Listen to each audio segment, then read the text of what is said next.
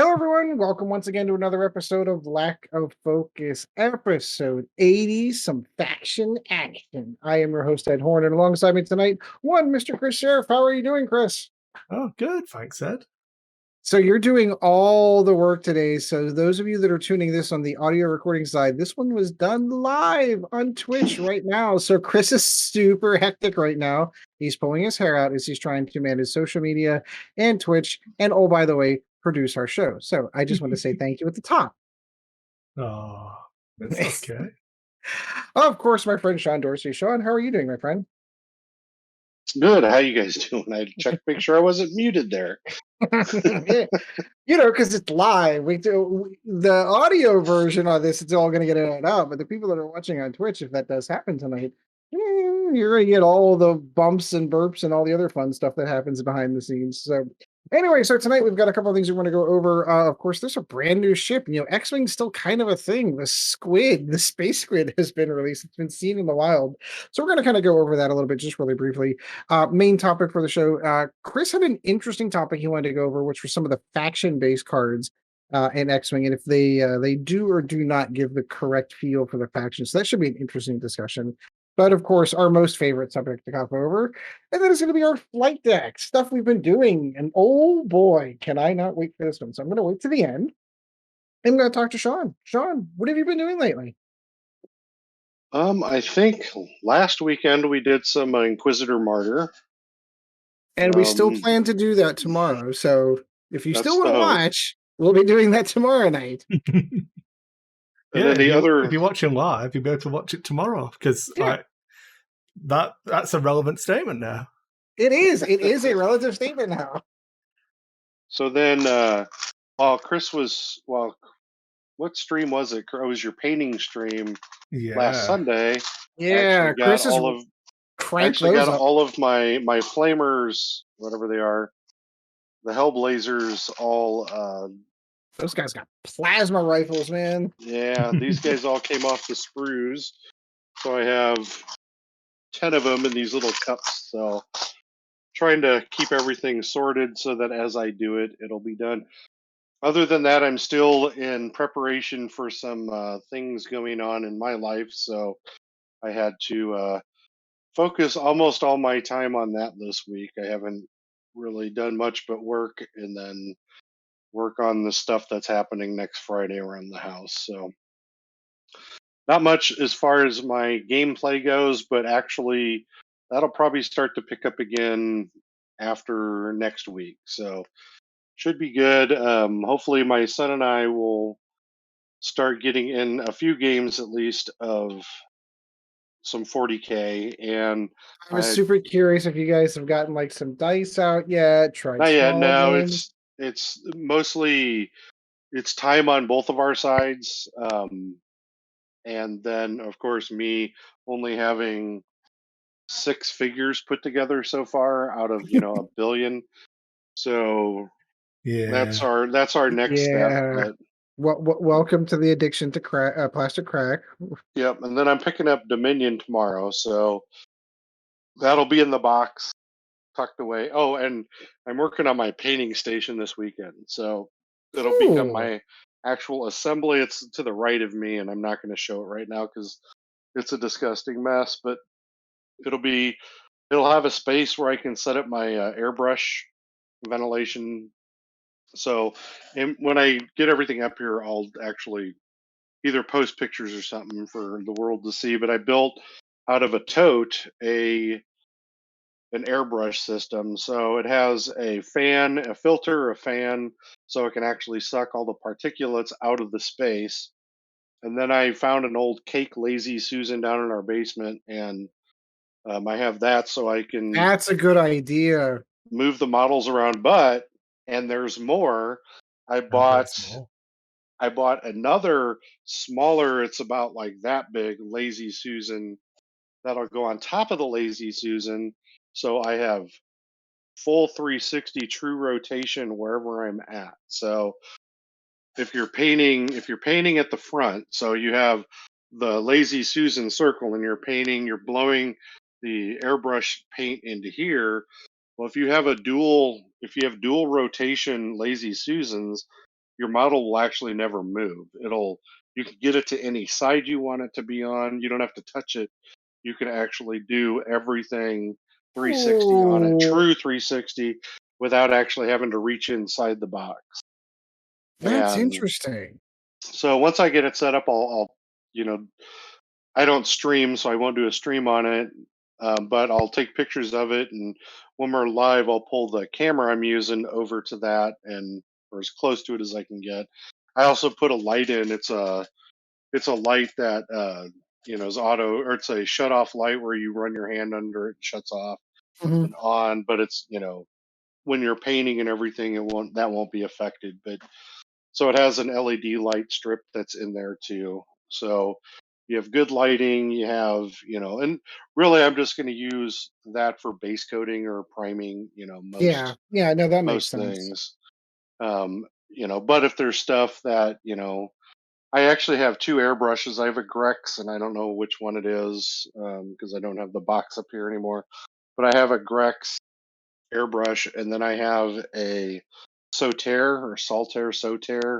It's the 50/50 fine brush, so I can do fine details. So when I'm doing bigger models like vehicles and stuff, I can do more fine airbrush stuff on it. So Like edge highlighting and stuff like that. That's yeah, interesting.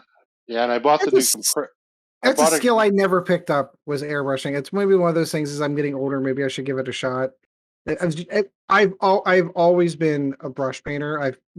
Legitimately, it's always rattle can primer and then brush paint from that point forward. I think that's the way that most of the stuff will still get done. 40K, you're still going to buy the McCrag can, but I can actually do that inside that. Instead of Mhm. having to go outside.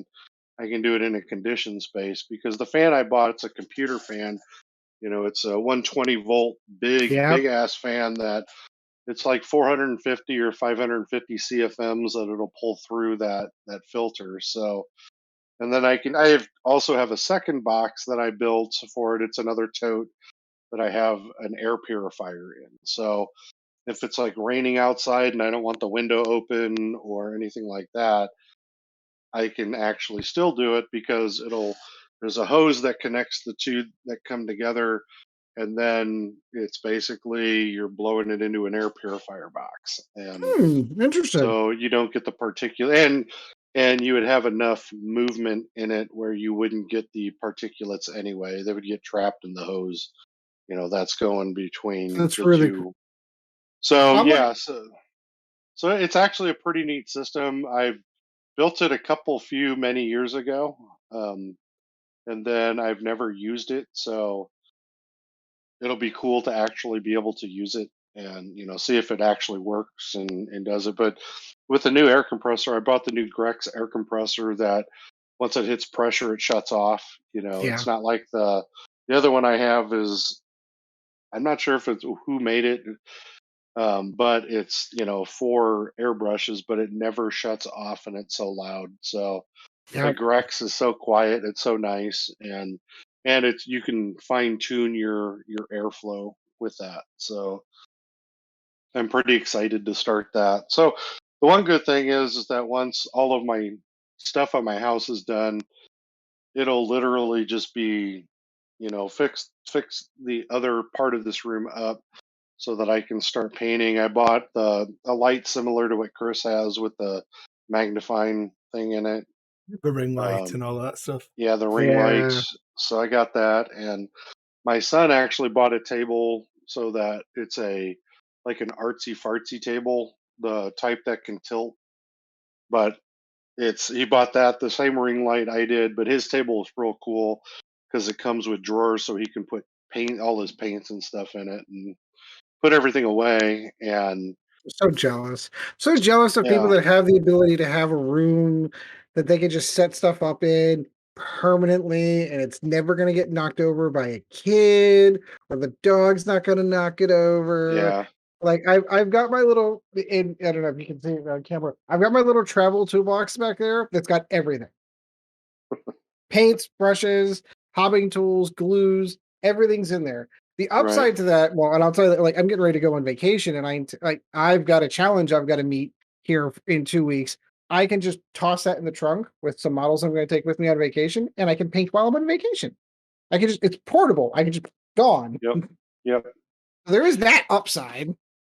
Well, and that's the thing about, if you have space to do it, it's great. If you don't, you just figure out how to do it and do it. And that's the hard part, is doing it. That's the key Yes. piece. That's actually where I like to watch Chris's streams, where he shows the thing that baffles me, because I've only painted models once. I painted them. My friend Matt got way back when it was a Warhammer fantasy box set, and it was the humans with the knights, and then Bretonians and Lizardmen. I believe that was the fourth edition box set. Yeah, Bretonians and Lizardmen. It was too. So I took and I painted all my archers, which looked like crap because I was using Tester's model paint and the paint for cars and crap like that. And that's where I started. I did a lot of those. I did a lot of the model cars when I was a kid, like that, and like the aircraft. Like I remember doing like the Tomcat from it's at the F-15 that was in Top Gun. F-14. F-14. Thank you. I was gonna say, because I know Kris. I realized it was a different Air Force, but Kris was gonna like rip me apart for not knowing that air. But I built that one. But you did it with the oil-based testers ones, and oh god, was that a totally different experience going over to acrylics. Well, and the other thing is if you don't have somebody to teach you, you never really knew about priming. Oh yeah, no, I painted right on gray plastic. And that's the whole. So that's what I did with my Bretonian models. Kris, don't laugh at me. I was 8. My story is more tragic. It's fine.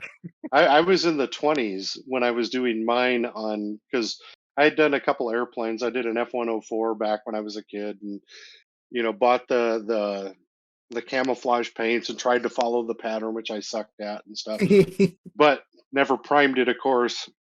So you end up running out of paint before you ever complete what you're trying to do. Because the bottles are that big.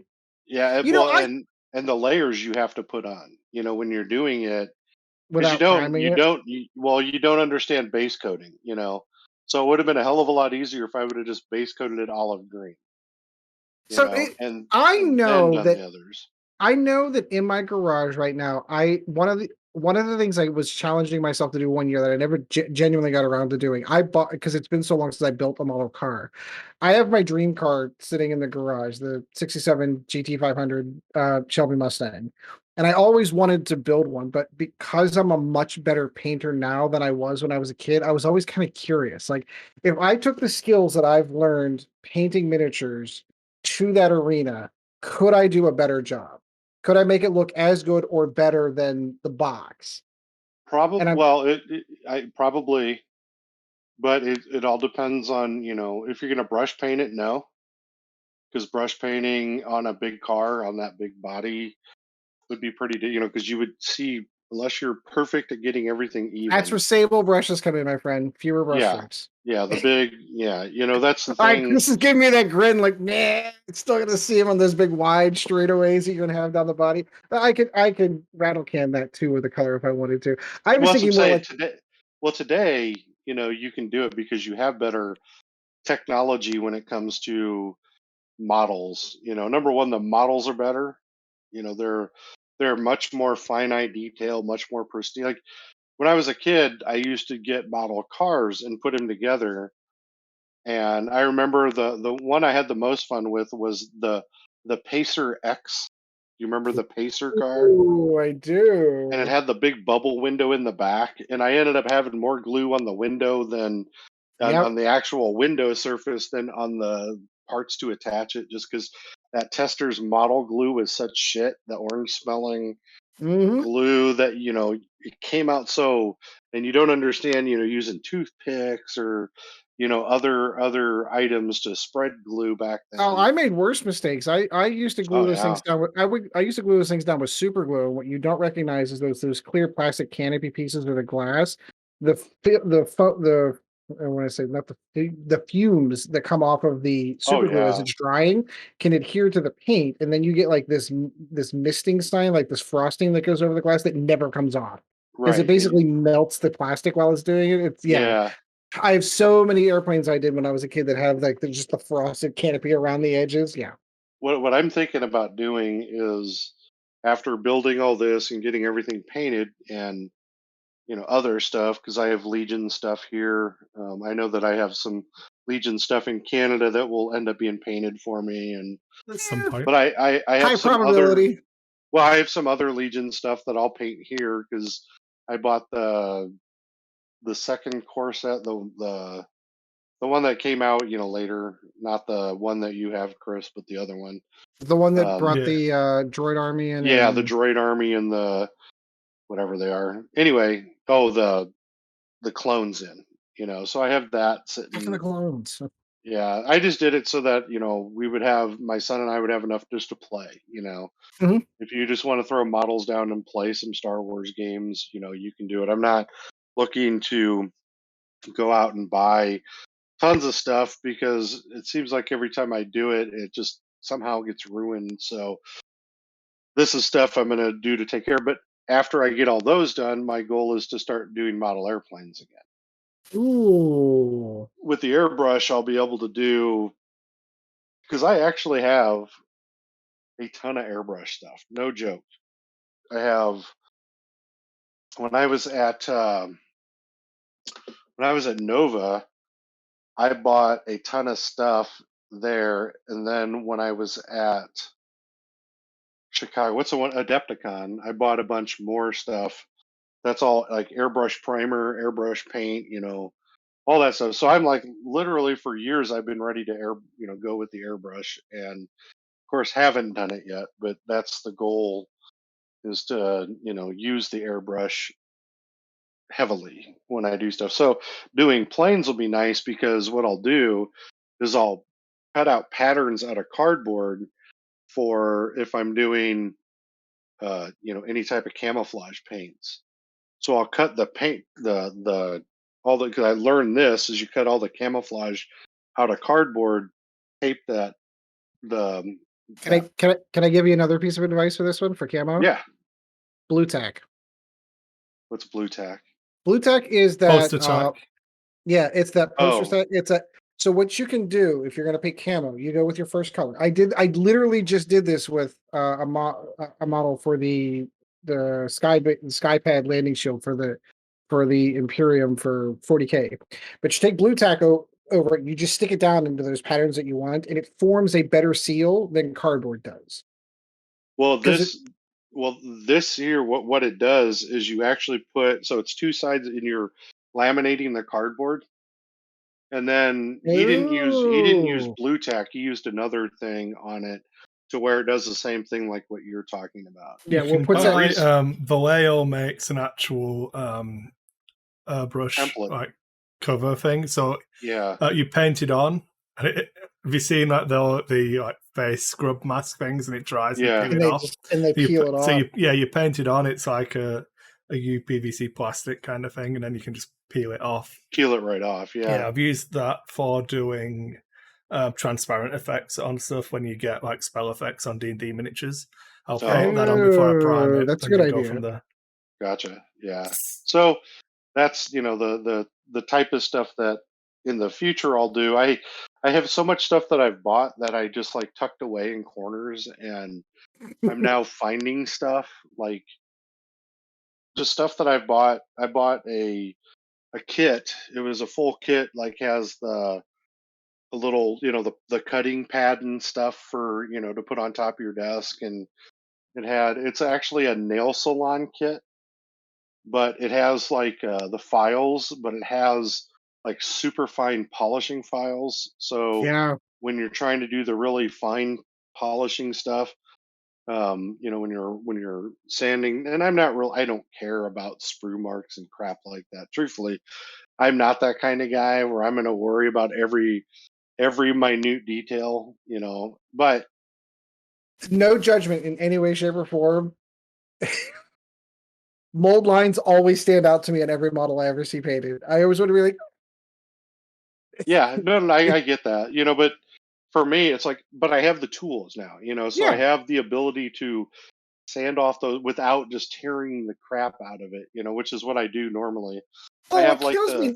What I kills have me like now is the metal files. Yep, I have all these I have a good tools. sense of those too. What You know, I kills me have now is the way that they make the models now is where they put the molds together. Like usually that freaking mold line's like in the middle of the Aquila eagle on the arm, or it's down the chest, or it's some weird place. Like before, that used to make logical sense where they put the mold lines on. Oh, it's down the legs. Run your razor blade backwards across it. Boom, it's all cleared off. You don't get the straight line. It's right. a nice rounded. But now you have to kind of get in between the little gaps to get all of them. It's such a pain in the ass. Well, and that was the other thing because I'm looking at tools. So like tools to be able to spread the green stuff on the gaps and things like that. You got all the good toys. Look at that. Well, it's funny because I mean one thing that helps is I'm a single guy.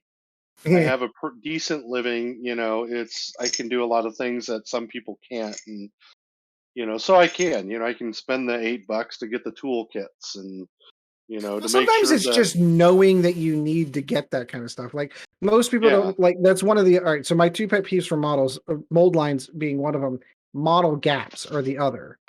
It's because yeah. you have part A and part B that are supposed to squeeze together, and if you don't squeeze them together, there's a gap in between. And that always drives me nuts whenever I see that. I'm like, you just a little bit of green stuff, just a little bit of green stuff, fit right in there, paint right over it, it'd be great. Like, why?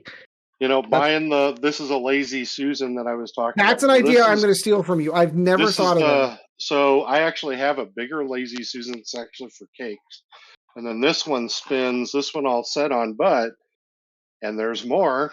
I bought this one, Wait, which I didn't even there's realize. more. I didn't even realize I had bought this one, which is another type that's higher up. So this is one that can spin, and I can set this plate on it, and it's magnetized so that I can hold Hold them. things up.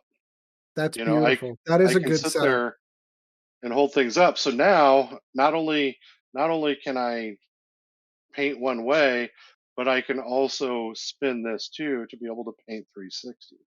So So we do have a live studio audience. I do want to shout out to Giant Space Hamster. I agree 100%. Undrilled gun barrels. I forgot about that one. I stand corrected. You are correct. That is so the you third one that will drive me nuts. If you don't drill out your barrels, you've got to see my response, Ed. I What's didn't even worse, an undrilled barrel or a drilled barrel that's off center? offset him. Offset. I agree. You're right.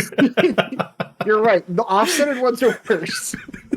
So you're talking about actually going in and drilling out the gun? The gun. Correct. So what? There's an Are you easy guys technique. freaking high? I mean, So like the real play, Sean, is that if you look at the bolt rifles, so you've got to drill down the center of a bolt rifle, but then you've got the exhaust ports on the side of a bolt rifle. drill the other way so through. You need to drill through. Yep. ain't happening with this boy. I don't have that. I don't have that dexterity. Do you want to know what the real play is, Sean? The What's real that? play is that you actually just make sure you paint the center of the gun barrel black. Black. Yeah, that's exactly just what put I a was black gonna dot do. on the center of a gun And barrel. I was going to do a little black, like edging, like around the tip, like it's blowing out, and little that little just the feedback. tip. Yeah, just the tip. Yep. Yeah, there are no way in hell I'm drilling that out. My hands would die doing that. All right. So for those who don't know how to do it, there's a two-step process for doing this. You get a pin, and you need to get as close to the center as possible for the drill to start it, and then you need one of those pin vices to drill the hole. Now you need the correct drill bit to do it. If you go too big, you're going to actually drill the barrel of the gun completely out, which you don't want to do. So you need a small enough drill bit to be able to drill that, and then to be able to get through like Kris said, to get the exhaust barrels through too. So that's the pro move. Do you want me right to there. really trigger you all now? I want you to picture a storm bolter, where one of them's off center down and the other one's off center up. I'd cry. I would throw that model away and I'd go in a new one. Like that. But yes. Games Workshop loves you, Ed. Thanks you for the 17th box of Terminators you've bought this week. See, and I even have the vice. See, that's all right. Maybe that's just me being old-fashioned. And I love when I see people that do that. Like I genuinely, every time I see someone that has something like that, I'm like, why don't I own that? Like they're not that expensive. I should go out and get one of those. Like I legitimately made fun of the GW hold your model vice grippy kind of thing until I've seen people use it, and I'm like, You I need to. know, I'm so sad that I didn't buy more of. I was talking about it on the stream today. I bought 2 of the normal size ones that Sean's got without the arms, where it's like the hexagonal shaped one. Yep. And I was going to buy more, and I just kept putting it off, and then they've re-released it, but it just looks like a butt plug now, and I can't. I just can't. Every time I look at it, I'm like. So today I just got the large base handle. So that just came in today. Yeah.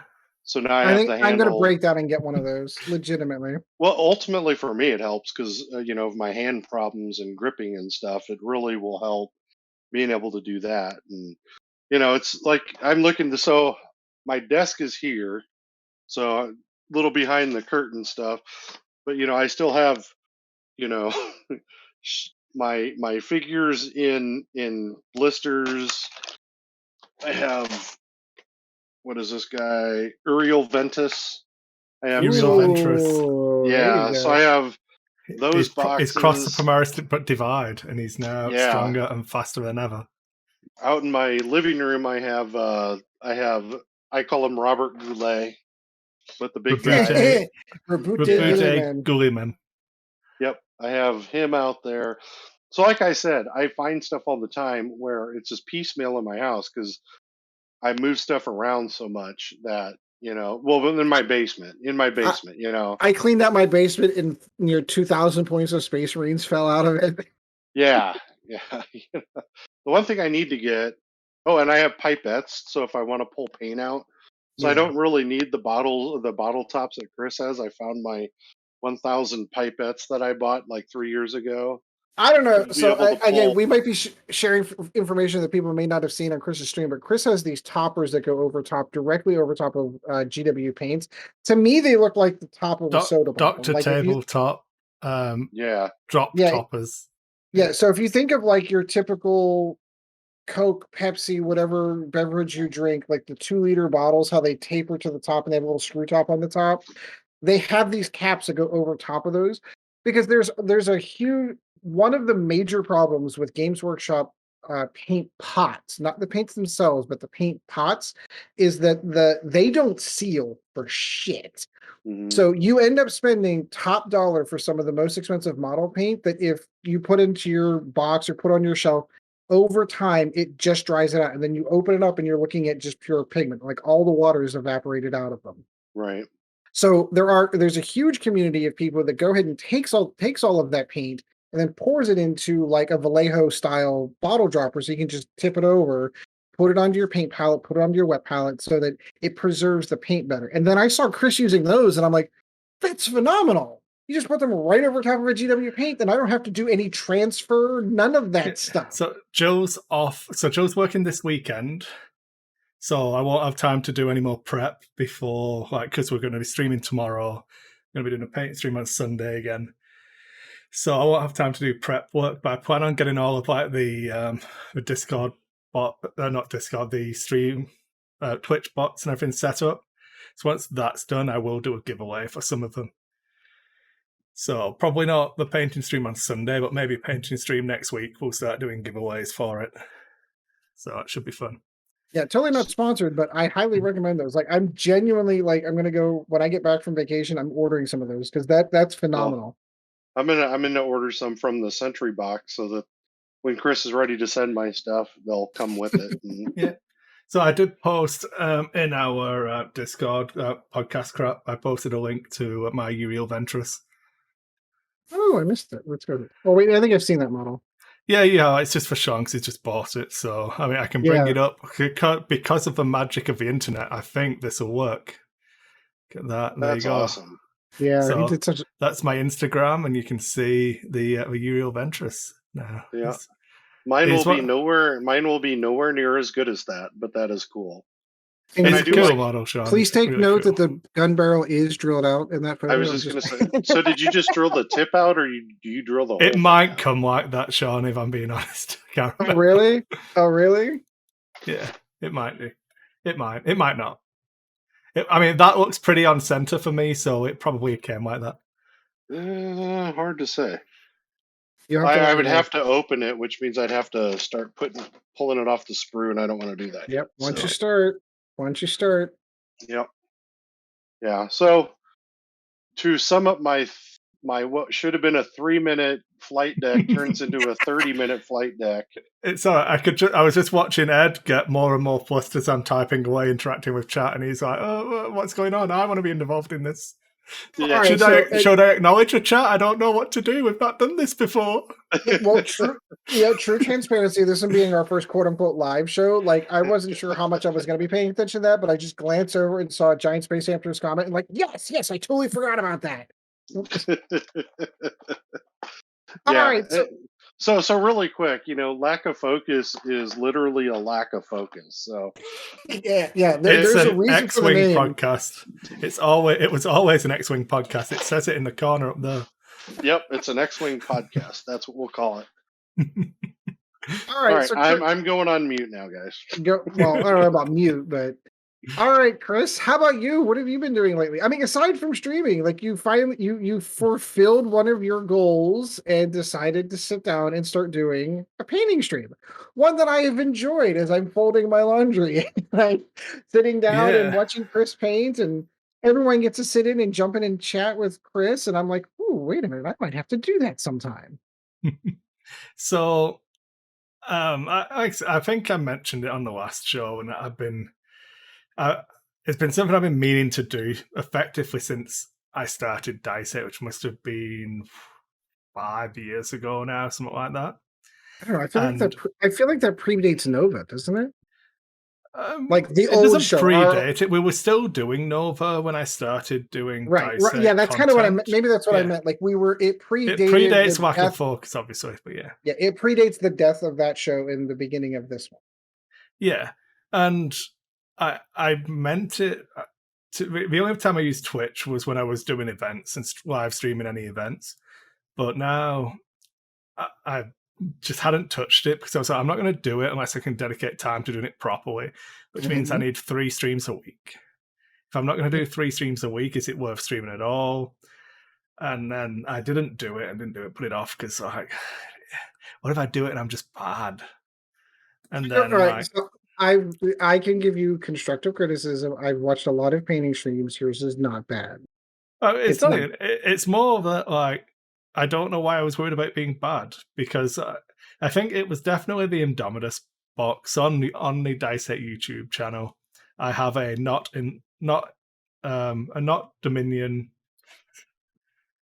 unboxing video or a video that is not a Dominion unboxing because I had it and I got it early from the store and I was like, okay, I've got to make some content. I have to do it. And I just put it off for like a week. And then it's like, I just had that epiphany of like, wait a minute, I didn't make any of this to get like famous and be good at doing it. I did it because I thought it would be fun. And I'm not enjoying the stress and pressure I'm putting on myself. So it's like, I'm just going to open it and then it's done. Then I can't unbox it because it's unboxed already. And that entire just like flipped a switch and I'm like, you know what? I'm just going to do it. Because I said today I was pretty stressed this morning because I had grand plans today. I was going to take Evie to daycare, then I was going to drive into town, go to a gym, do a bunch of stuff. Look at funny tangent stories. You see the green bottle in the background there. I do. That's some vitamins because I'm getting old now, as we discussed on the last episode. Getting old now, so I take my vitamins. But I'm surprisingly brown today. I'm no grey patches anymore on the beard. It's like magic. Magic happened, and then I don't have a grey beard anymore. I can't describe what happened. I wouldn't know. Don't watch this video and compare it to the last video. The last video, and not have a basis of comparison. Yeah.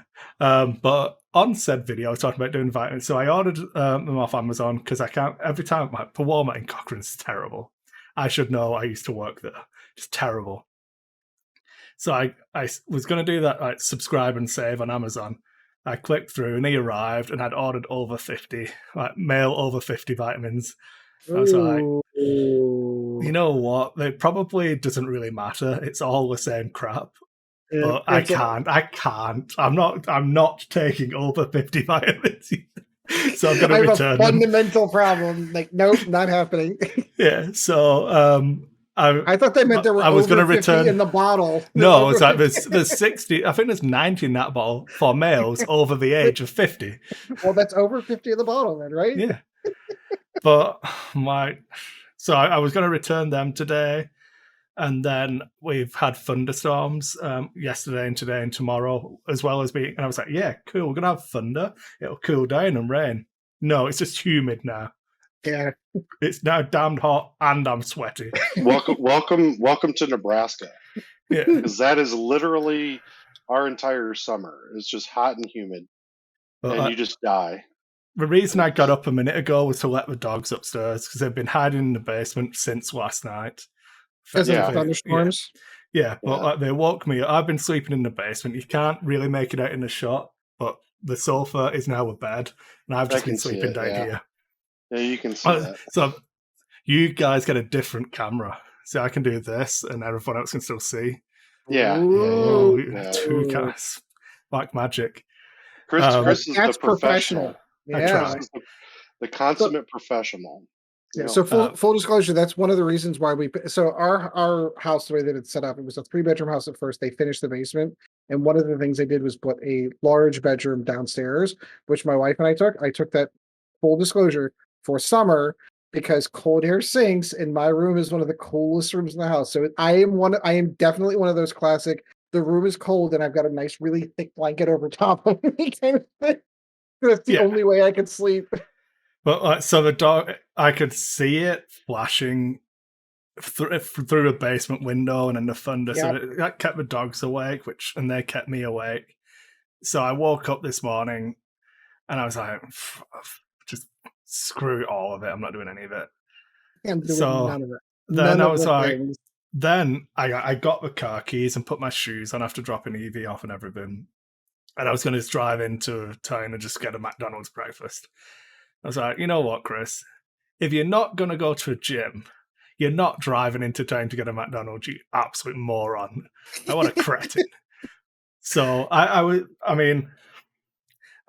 still made myself a sausage butty, so I was still terrible, but at least I didn't drive to McDonald's and pay them for the privilege. Pay them for the privilege of clogging my arteries. Yeah. Thanks, guys. So I just sat around, watched Bad Batch, and then I was like, okay, I need to go and get a shower, potentially magic my face to looking younger. I actually bought you can't tell now because I'm shiny as I don't know. We swear on this, don't we? It's fine. You absolutely do. I can't remember. It's our show, but it was one of the things we discussed about with being more free. Yeah, I'm a sweaty fucker at the moment. So the way that I think of it this way is like whenever we were doing the old Nova Squadron radio, we were on terrestrial radio, and then we moved over to Sirius, and now we can take the damn handcuffs off and swear our basses off if we want to. Well, that was kind of one of the things of doing this, wasn't it? That we would be able to, because we did family friendly. We did with Nova. We wanted it family friendly. And that was kind of the structure that I was going for at the time whenever we built the podcast from where it was. Like we were trying to hit that large target audience, and keeping in mind we're a niche within a niche within a niche. We're nerds who also play games, who also play X-Wing. I was trying to put a large blanket over that as much as I could. This is a very, very different show. We give very less fucks we give about what we're saying on the air. So the fuck bucket's almost empty about the amount that we actually care as far as that is concerned. I mean, I'll be honest. When I get to do YouTube videos, I've got to click all the boxes. It's like, we never swear in the first 30 seconds of the show. Correct. And that is the YouTube algorithm is as long as you're not within the first 30 seconds. Yeah, you're good. You're good. Yeah, I mean, it's not just gratuitous, but yeah. Anyway, so I'm really sweaty, but I've been I bought real soaps and stuff because I'm just trying to I'm going to be on camera all the time. I should probably wash more and have a routine. And so I was Jill laughs at me now because I take longer to get ready than she does. So that's happened over the last month, I've evolved into like a teenager again who cares about their appearance. Ooh. Rather than a mid-30s man who's married and doesn't have to. Doesn't give a shit. Yeah. Like, please don't leave me. I don't want to have to try anymore. I like not trying. Please don't do that. Yeah. It's funny. Well, like I told you, my life's gone in that complete opposite direction. I hit my 43rd birthday back in May, and I was like, I can't keep doing what I'm doing. We had this discussion in the last episode, but that's why I'm in the gym. I had leg day today. Oh boy, was leg day fun. Let me tell you how much I love leg day and squats and lunges and weighted lunges. I'd almost rather do chest and abs than I would leg day. Yeah. Blah. I like it because I get to be the youngest. It's awesome. I've It's lost the 4.5 best. inches around my midsection, though. I haven't lost a ton of weight, but I have lost I'm physically beginning to see differences in the last 6 weeks since I started getting back into the gym at 5 days a week. Yeah. But so yeah, I did all of that stuff. My mum's been here, so I've been cleaning up after 2 children. Right. There's a chance she's watching. She was last time I was joking about her, but yeah. Hi, Mum. Hi, Mom. No. Yeah. So that's been entertaining. And then I've done some painting. I've done a bunch of painting. So I brought the Instagram up, didn't I? So I could do this specifically. You should. Yeah. So we did. Let's do it. There we go. So Gonna go to your page right now. Hey, so we may since have the last seen that show, model. I was gonna say we may have seen some of these models painted on stream. yeah, so I did a live stream painting this guy, and there's a YouTube video, the tutorial on how I did the object source lighting. Like fast and dirty. And I finished these today. That was what I finally got done. Which was some Night Haunt models, which are like the spooky ghosts with like the really ethereal looking cloaks and robes. So obviously I decided to do them from a black undercoat because why wouldn't you? So the that one was thing entertaining. The one thing I will take note of, I was genuinely expecting to see like the undercoat black and then doing the overcast of white to kind of get like the no cheating, just flat black undercoat. No cheating. All right, I give you credit because honestly, when I tuned into the first one, that's sort of what I was expecting. And that was my Father's Day. We went out for Father's Day. Yay. Am I grey on that one? Oh no, see, I just don't have grey hair anymore. I'm young. Yeah, no, it just doesn't happen anymore. Scroll down. Am I grey on this one? Oh, that guy looks grey. What a loser. Yeah. Well, that was clearly taken 2 years in the future. There you go. So I did some painting on streaming on Twitch. It's been really good fun. A lot of you people have been watching there as well. What do I mean by you people? The people who are watching there and are watching here. So Sam, Jordan, I'm always confused when I look at your Instagram because I get hungry and all of a sudden I want to play Warhammer. Hungry and then Warhammer. Hungry and then Warhammer. Yeah, I've not done any food-based stuff for a while. I only have so many hours in the day. I'm trying to keep Evie alive. It takes up a large portion of them. Yeah, they do. That does happen. Absolutely. Yeah. So we had a discussion, and I can't remember if I already spoke about having played games of X-Wing. So I thought we determined this pre-game show, but you had talked about getting ready to play another game. So I think that you are because we recorded on an actual Thursday, like we were normally supposed to. Unlike today, where we're doing it on a Friday. That's Ed's fault. Yeah, it's Ed's job's fault. Let's make sure I either played X-Wing since the last show or was going to and then didn't. But I ran the 2 Initiative 5 droid tri-fighters and 3 of the HMP gunships at Initiative 1. So I've got 3 Initiative 1 gunships which can move sideways and do the cool side slip moves. And they've got a 180-degree fire arc out the front. So I can literally cover the entire board with firing arcs, so it's impossible to arc dodge me.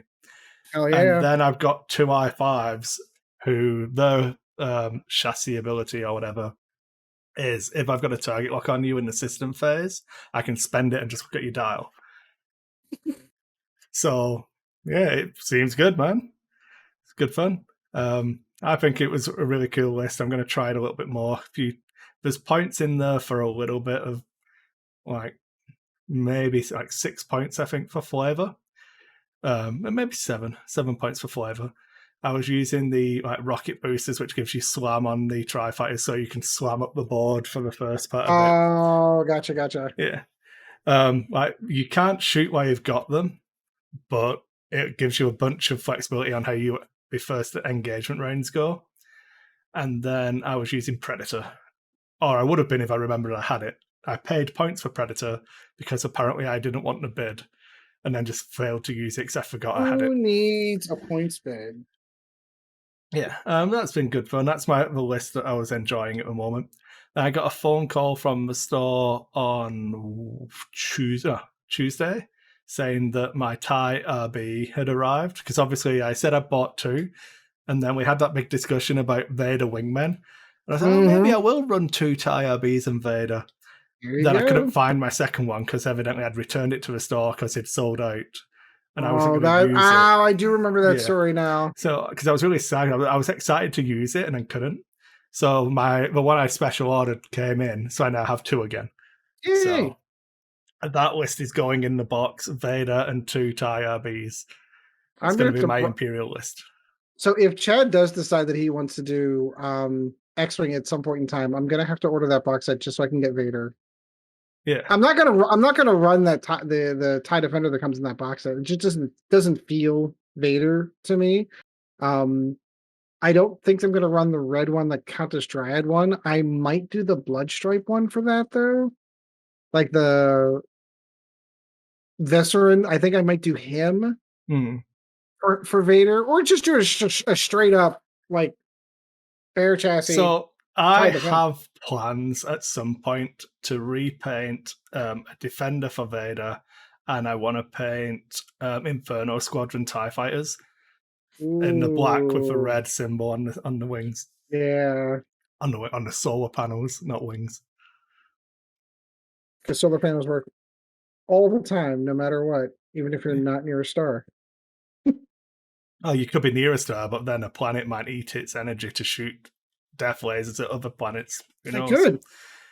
Because that's anything is possible, unless it's a silicon-based life form, and then it gets salty. Gotta leave it alone. Gotta leave it alone. I'm winning. That's a Geo joke, in case anyone didn't pick up on that one. Yeah. All right, so my favorite part. I assume, unless there's anything else you want to cover? No, you get to talk about playing 40K now. We got to delay it for an hour, guys. I did the best I could. We did. So apologies in advance for those who are not 40K interested. I'm going to rant. No, I'm not going to go that far into it because, perfectly honest with you, we want turn by turn, shot by shot, die roll by die roll. We want a Nova Squadron. I won't name names. We want a Nova Squadron battle report special. There were a few of them. There were a few of them, Chris. There were a few that went that way. I'm not going to go that far. If you do want to hop over to Discord, I did post a couple of photos from the first game that Chad and I played. But basically, I got to physically go to a game store and roll dice with purpose for the first time in like 16 months. So I was super excited. I could care less if I won or lost the game. It didn't matter to me. It was the fact that I showed up to the game store with a fully painted 1,000 point Necron army and played Chad in a game. We made a bunch of mistakes in the first couple of the first game. I think we made a bunch of second mistakes in our second game that we played. But it's just awesome to be able to get back to the game store, see some old faces that I have not seen in a really long time, to be able to get models on a board and to roll dice. Like, legitimately, there's no real story to tell about the 2 games that we played. Chad and I played 2 games. I think I won both of those games. Does it matter to me whether I won or lost those games? No, it doesn't. It genuinely doesn't, because we're still learning the games. Like, it's legitimately, I've read more of the rules, I've studied a little bit more in 40K, as in I've watched more gameplay videos. There's a lot of battle reports that I've watched online. So I've got a little bit more idea of some of the mechanics and how things work. And there's just a lot of stuff that like caught Chad by surprise because he didn't know the rules worked that way, or he's so used to the way that things worked in 5th and 6th edition, and then they don't work that way in the current edition. And the other sides of that, of course, is I don't know his codex at all. So he didn't read his codex, he didn't read his rule books, and he just showed up and he just put models on the table and we played. And we had an acceptable outcome as far as I'm concerned with that. And then he started reading the rules, going, "Hey, I didn't know they did this." I'm like, "I didn't know they did that either." So as we're getting further and further down the line, Chad's going to start reading the rule book. He's going to read his codex a little bit better. I think as we're getting more and more refined, I think the more losses Chad's racking up, the angrier he's getting, and he wants blood for the blood gods, or he wants to be able to come into a game and know what he's doing and not get caught by surprise. So I did post a couple of pictures in Discord if you want to be interested and see what my models look like on the table. I had a lot of fun. I enjoyed it. It was just nice for me to get back to the game. And not only that, and we were talking about this in the pregame show as well. So I show up one week. I told everyone I was coming up to the game store, and everyone's like, "Oh, hey!" When I get there, there's a game of Kill Team going on over there. There's some card flipping going on over there, and I think there may have been a D&D game going on over there. I come back the second night, a week later, and the 40K population doubles. Just showing up. Just showing up and setting up a table and playing on a board. Now I've got a game going on over here, and there's a game going on over here, and then there's our game. And this Tuesday, my son decided to come with me because he wanted to, hasn't seen some of his friends up there for a while. Chad's son, Logan, came up. The two of them want to start dusting off their models and start playing. So in 2 weeks, I'm going on vacation this upcoming week, and then the following week we go back up. The two of them want to get a game going on. So just oddly enough, if you show up to a game store and start playing games, all of a sudden people who play games start coming out of the woodwork going, "Ooh, I want to play games." So that, above everything else, is really what I'm looking forward to, is just getting a few more games in. I think what I need to do now is I need to play someone who knows the rules. It's okay for me and Chad to sit down and play, and we kind of like we're fumbling through the rule books and flipping stuff up and trying to look stuff up, but I'm sure that there are things that I'm doing wrong in the game. I'm sure there's things that he's doing wrong in the game. I ask questions to the people there. So I think that's like, after I get Chad and we get acclimated back, I want to start playing some other folks too, so that I can start getting like the full experience of what it's like to play the game. I think Chad wants to bump up to 1,500 points. So I've now been posed to the challenge of, okay, so I had 1,000 points fully painted showing up to that game. Now I got to paint another 500 points and be prepared for 2 weeks. So all of my stuff, Sean, is back here in different stages of primed and started to be painting. We're going to Ohio for our vacation. I'm going to be there for 5 days. I'm legitimately taking models with me. So after the kids go to sleep at like 9 o'clock from being tuckered out at the beach and all that fun stuff, I'm legitimately going to stay and try to get these painted, because I've only got 2 weeks and I need another 2 weeks to get my army painted. So I have 1,500 points fully painted. So I didn't take that long. There's no little blow by blow. There's no real need for it yet, but I might get to that level if we want to go that far at some point, but I don't think it's ready We'll yet. save it for when we don't have a topic. Yeah, agreed. But it was nice. It was really nice to just put models on the board, plastic spacemen on a board, roll some dice, shoot the shit, have some laughs. That was, I can't tell you how much I got out of that. The fact that a game was happening is almost inconsequential. Yeah. So I don't know if it was disappointing. What else did I do? I painted models and I got to play. And we played D&D on Monday night too. True. We did. We played D&D on Monday night. Yeah, yeah, it was a nice laid back session. Actually, enjoyed that. Yeah, that was pretty cool. That was a little every different and little different, but very nice. Very mellow. Every campaign session has one of those. All right, we have some maintenance we need to do. We need to take care of this and take care of this, which is what that one turned out to be, which was fine. That's fine. Yeah.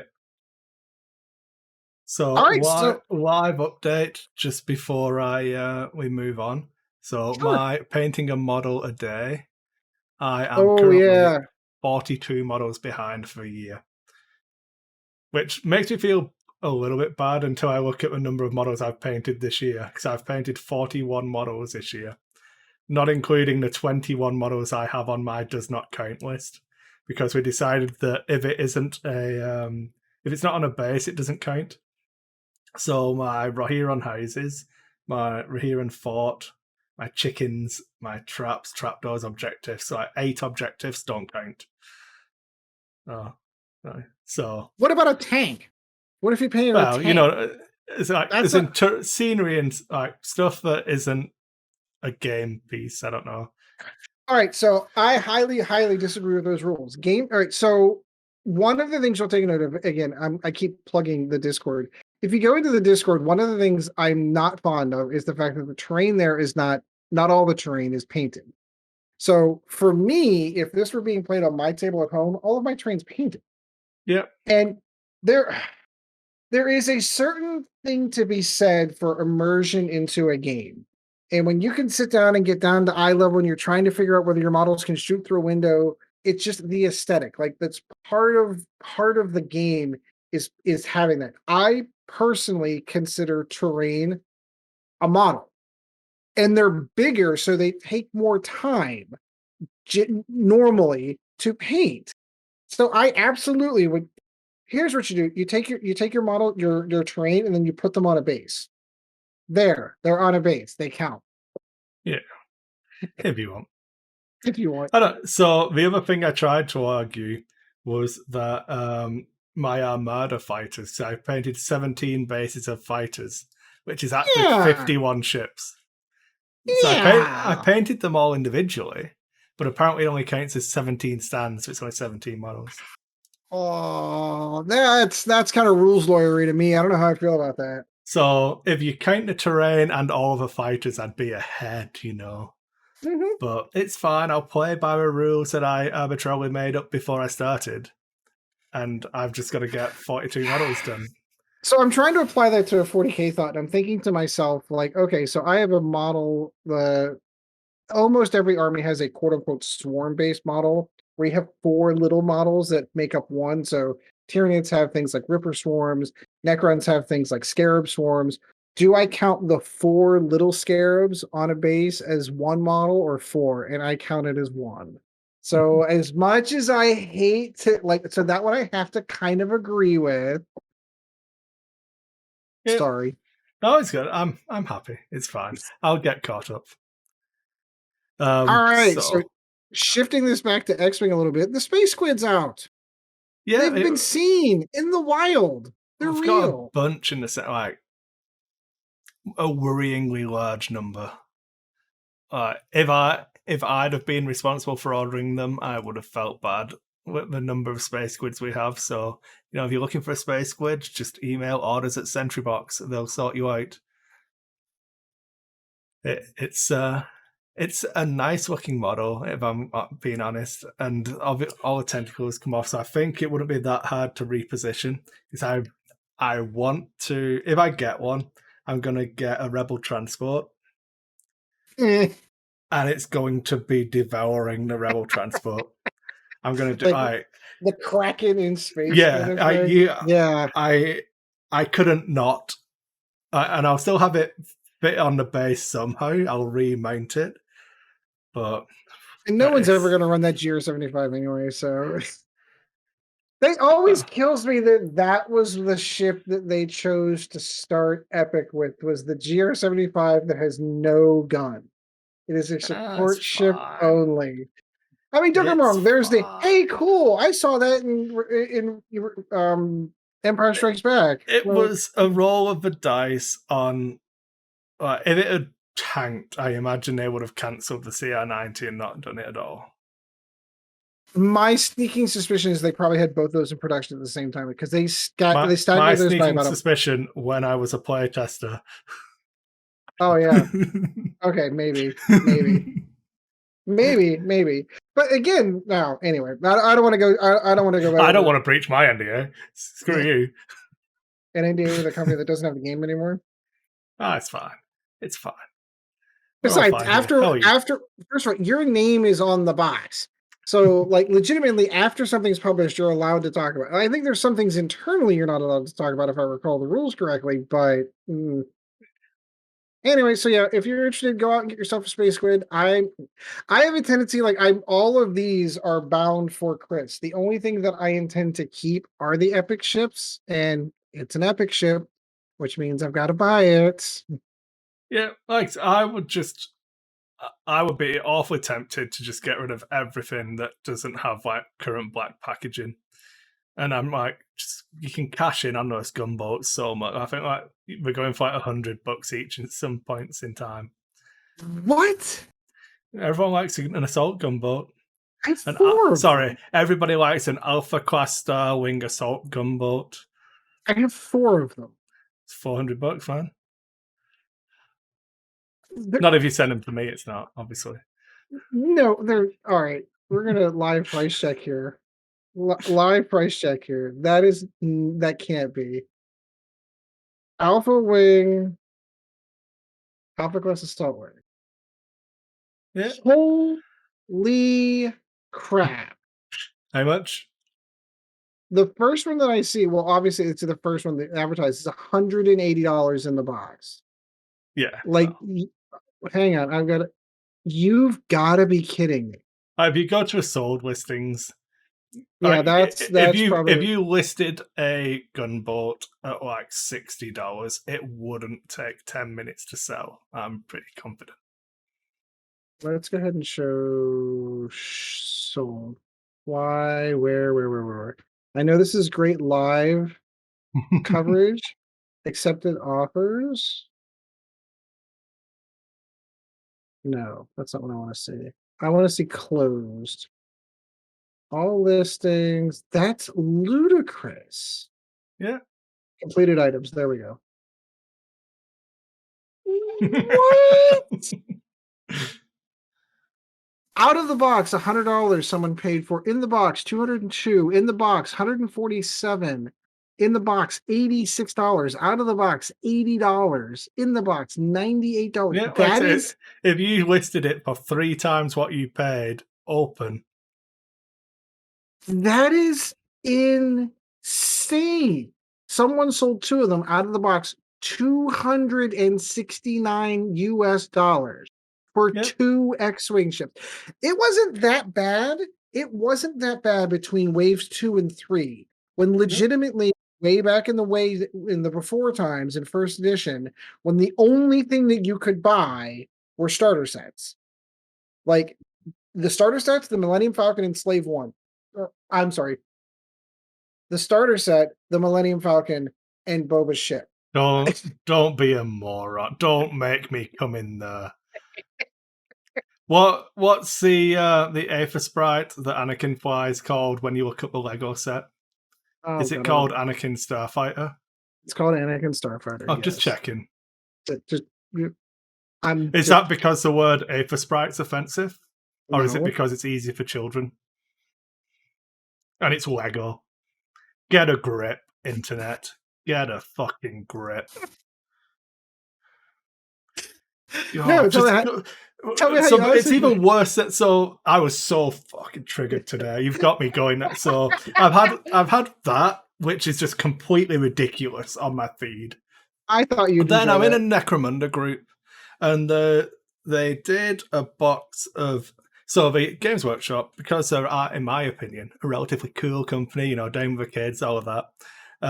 They made a Yotum Servitor Ogryn pack, and it was 2 Ogryns because that's how many each gang can field. But then the sculpts were that cool. When they were making the House of Chains book, they decided to just write a Slave Ogryn gang. So you could just buy it. And then they did a splash release of a Slave Ogryn gang box, which is 6 of them. So 3 of the same sprue. And it was effectively, you paid for 2 and got the 3rd sprue free. Yeah, it makes sense. But it was a splash release. And then you have the Yotum Ogryn box, because that's what it's called in the book if you take it for like a support, like a hired gun kind of thing. So I saw today that someone said they cancelled the Slave Ogre box and renamed it because people were offended. I was like, you absolute cretin. Like, just It was a limited. Oh god, just is it a limited release? Like, I would love to know what your source was, because did your source just wear a I am a 4chan troll hat when they? I'm like, you mother. Ooh. I typed. I was typing. I was like, you know what? All caps too.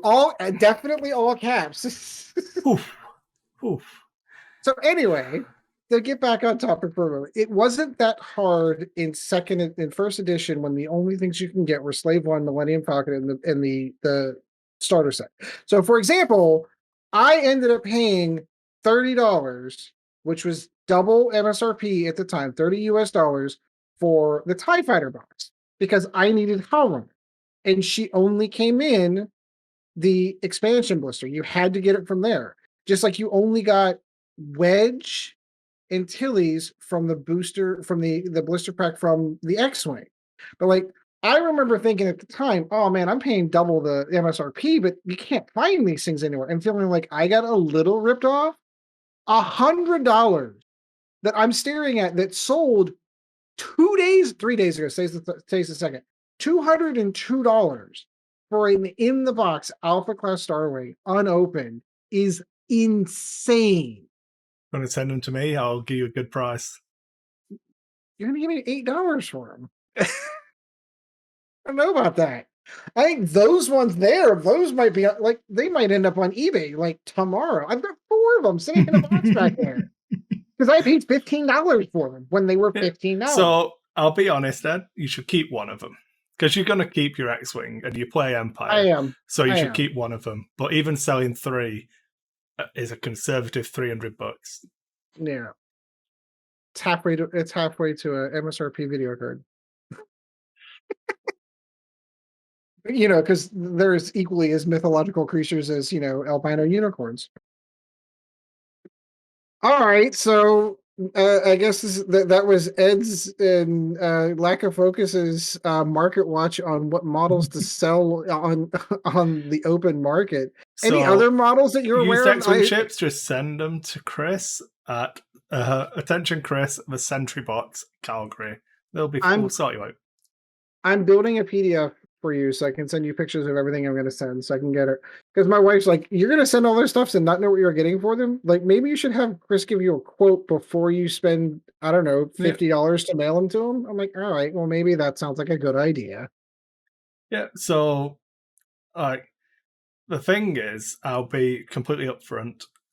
When I do the X-Wing stuff for the store, when the store then sells it, we don't sell it at market rate. We sell it at what a third price for a used ship would be. So like Phantoms and stuff, Hypers and stuff are a little bit more expensive. But we're not gonna we might charge 30 Canadian for a gunboat if we had them. Which is 20, that's retail. Yeah, pretty much.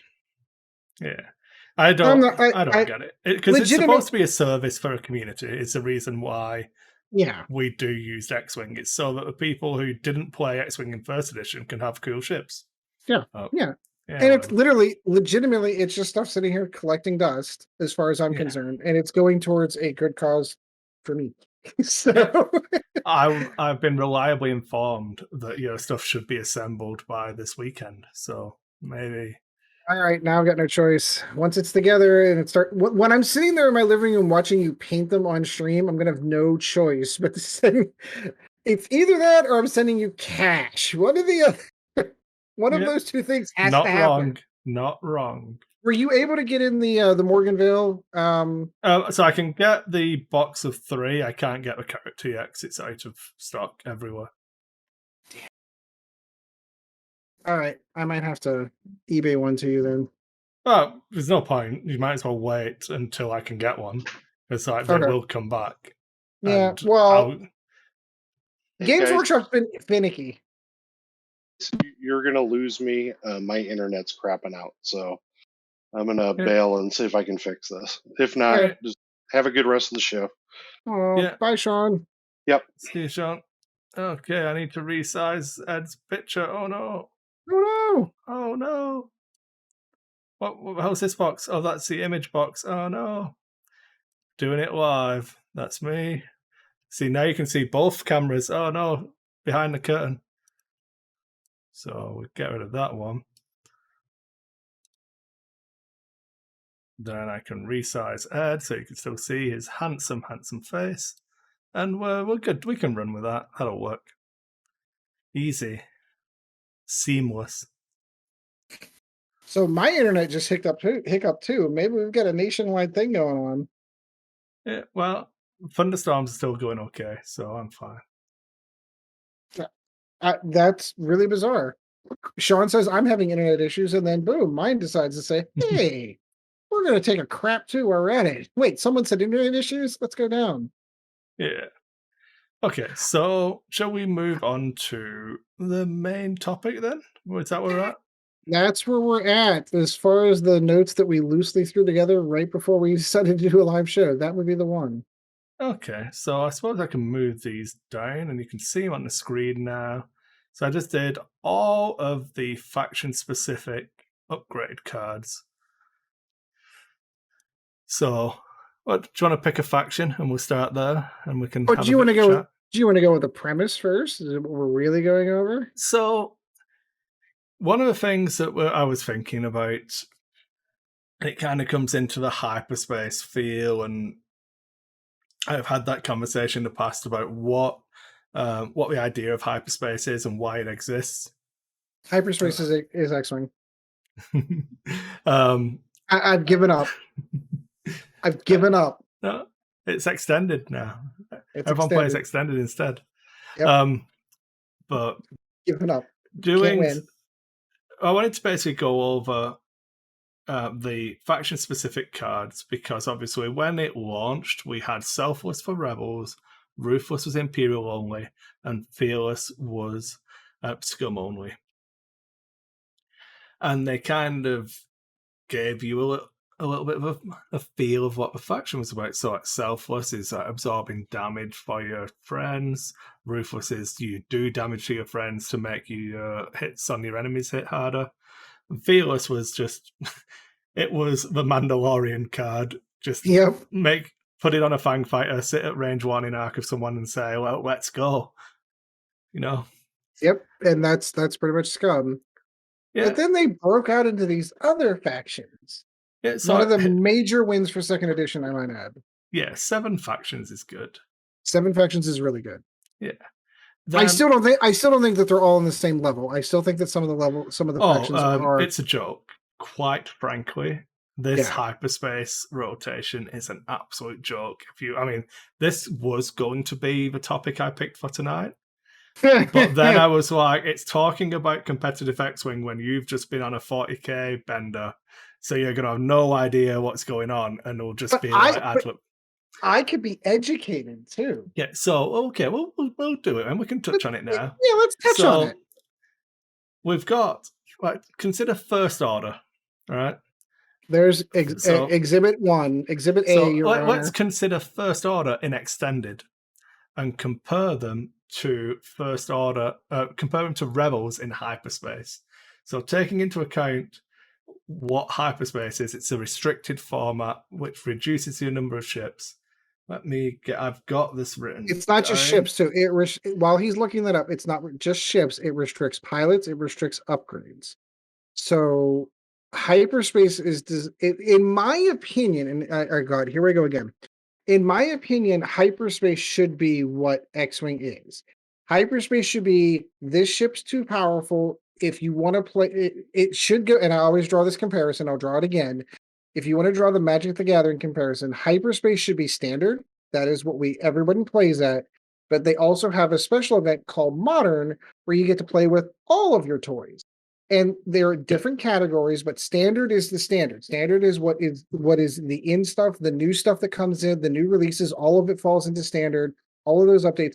But then if something is too powerful for that standard environment, you ban it, you remove it. so that it doesn't skew tournament results. Okay, Like so I recognize. I've got my numbers, Ed, so I'm just going to jump in. Okay, So I filled yeah, enough time. That's what you're trying to tell me. you've done well. You've done well. That's why I keep you around.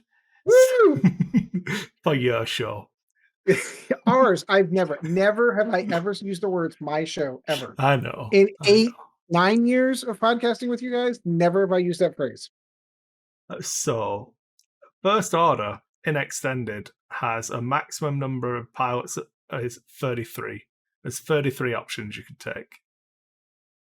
Right? How many ships? So that's number of pilots. Number of pilots. Including generic. So obviously you could take multiples of generics, but so Rebels in Hyperspace have 36. So after you've curated the Rebels down into Hyperspace format, they have 36 options. In Extended, uncurated, FO only have 33. The FO lost 11 options when in this current Extended format. So they went down to 22 options, of which half of them are just dog shit. Yeah. Right. You could at the moment, you could rename First Order Kylo and then whatever else I think isn't going to throw the game hard enough. Because Kylo is the only good ship in First Order. Bravo to whoever you played that played the traditional fat Kylo. Thank you. Yeah. The first release one that was a bigger ship, and then they went, "Oh wow, Chad Silencer." That's the one I have. I don't know who you were playing, but I applaud that person. That was Will. That was Will. Will, yeah. Congratulations. That's the one you should fly because it's so big. Let me. I can look this up. I remember because I have the power. He played in the event from Gold Squadron at the weekend and was the second best FO player. Good.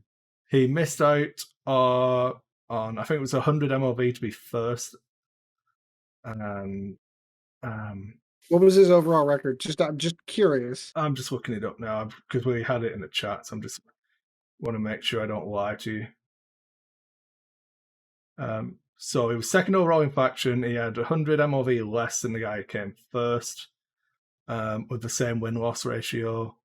He got his invite to Alderaan, so he's not too fussed now.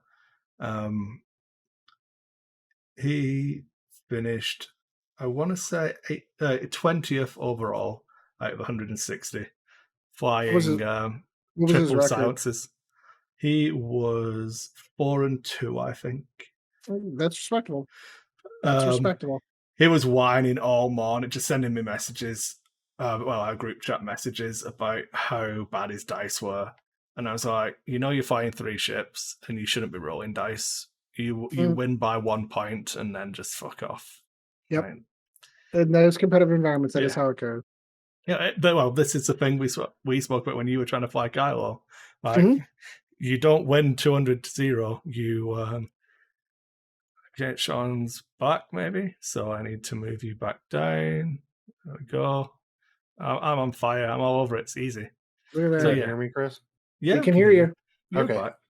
I'm having a lot of issues, so I'm having to go with a backup to a backup to a backup to get this stuff to work. So yeah, well, I've covered your face up anyway, Sean. So don't worry about your camera. Sean, I don't know what you did, but you broke my internet too whenever yours crapped out. I'm just saying. So we went on a tangent as we are wont to do, and we were talking about. I remember this being in focus section. This is lack of focus. We don't have focus. Yeah, how FO got screwed in this hyperspace because they have 22 options that you can take. As in, like between generics and named pilots, they have 22. Rebels have got like 36, and you just can't build like a real First Order list. Everything's overpriced. There's no value in what you can take. And the problem comes in is that there's not a lot more coming out in that era of Star Wars. Like legitimately, we had the squad. I can't remember we spoke about this, but it was the squadron pack for First Order's been spoiled. Fury of the First Order comes with the TIE Whisper from the Kylo ship from Rise of Skywalker. Is that the last one? I don't even remember anymore. I love Star Wars. Star Wars that shouldn't have been made, but yeah. Yeah. Begin So its 2-hour rant now. the Kylo's interceptor Ray does a somersault over. Yes. It comes with one of those and 2 FO bombers, which we've not like. I don't know where they're from, or either FFG invented or going to feature something else. It would not be the first time. Keeping in mind that Gazanti, for example, is something, or not. It wasn't the Gazanti. It was the Raider. It was the Raider. It was the Raider that Fantasy Flight Games was given full permission from LFL to actually create, which they then canonized in video games later. So it would not be the first time that they were responsible for creating a ship completely out of whole cloth that got canonized. And we are in the Disney area of LFL, so anything that comes out video game wise is considered to be canon. So I don't know where they came from, but they could still continue to go down that model. That's kind of what I'm getting. So like, we're getting 2 new ships for First Order, and they need it. First Order and Resistance are really struggling for everything from the new trilogy is in dire need of help, because whereas the worrying thing is the 2 newer factions that didn't exist in First Edition, Separatists and Grand Army Republic, fine. They're doing really well. It's just those, like, I don't know. It's hard, man. It's hard. I'm assuming Ed's answering the phone and Sean's muted, so I'm just going to vamp. Yay. Yeah, watch me go. So so nothing like live streaming on this. One of my kids left the basement door down, and my lovely Mastiff Peanut is currently in the process of chasing her tail and spinning around in circles. So you get bits and pieces of her just swirling around in a circle. I don't know why someone left the door open, but they did. Thank you. Appreciate it. So you could take a picture of your dog and then make a cryptocurrency out of it. Call it a Dogecoin. Oh, wait, someone already did that. Yeah. And Elon Musk tweets about it. Doge. I tweeted this morning. But it's anyway, okay. It's not market manipulation because it's not regulated. No, absolutely not. Absolutely not.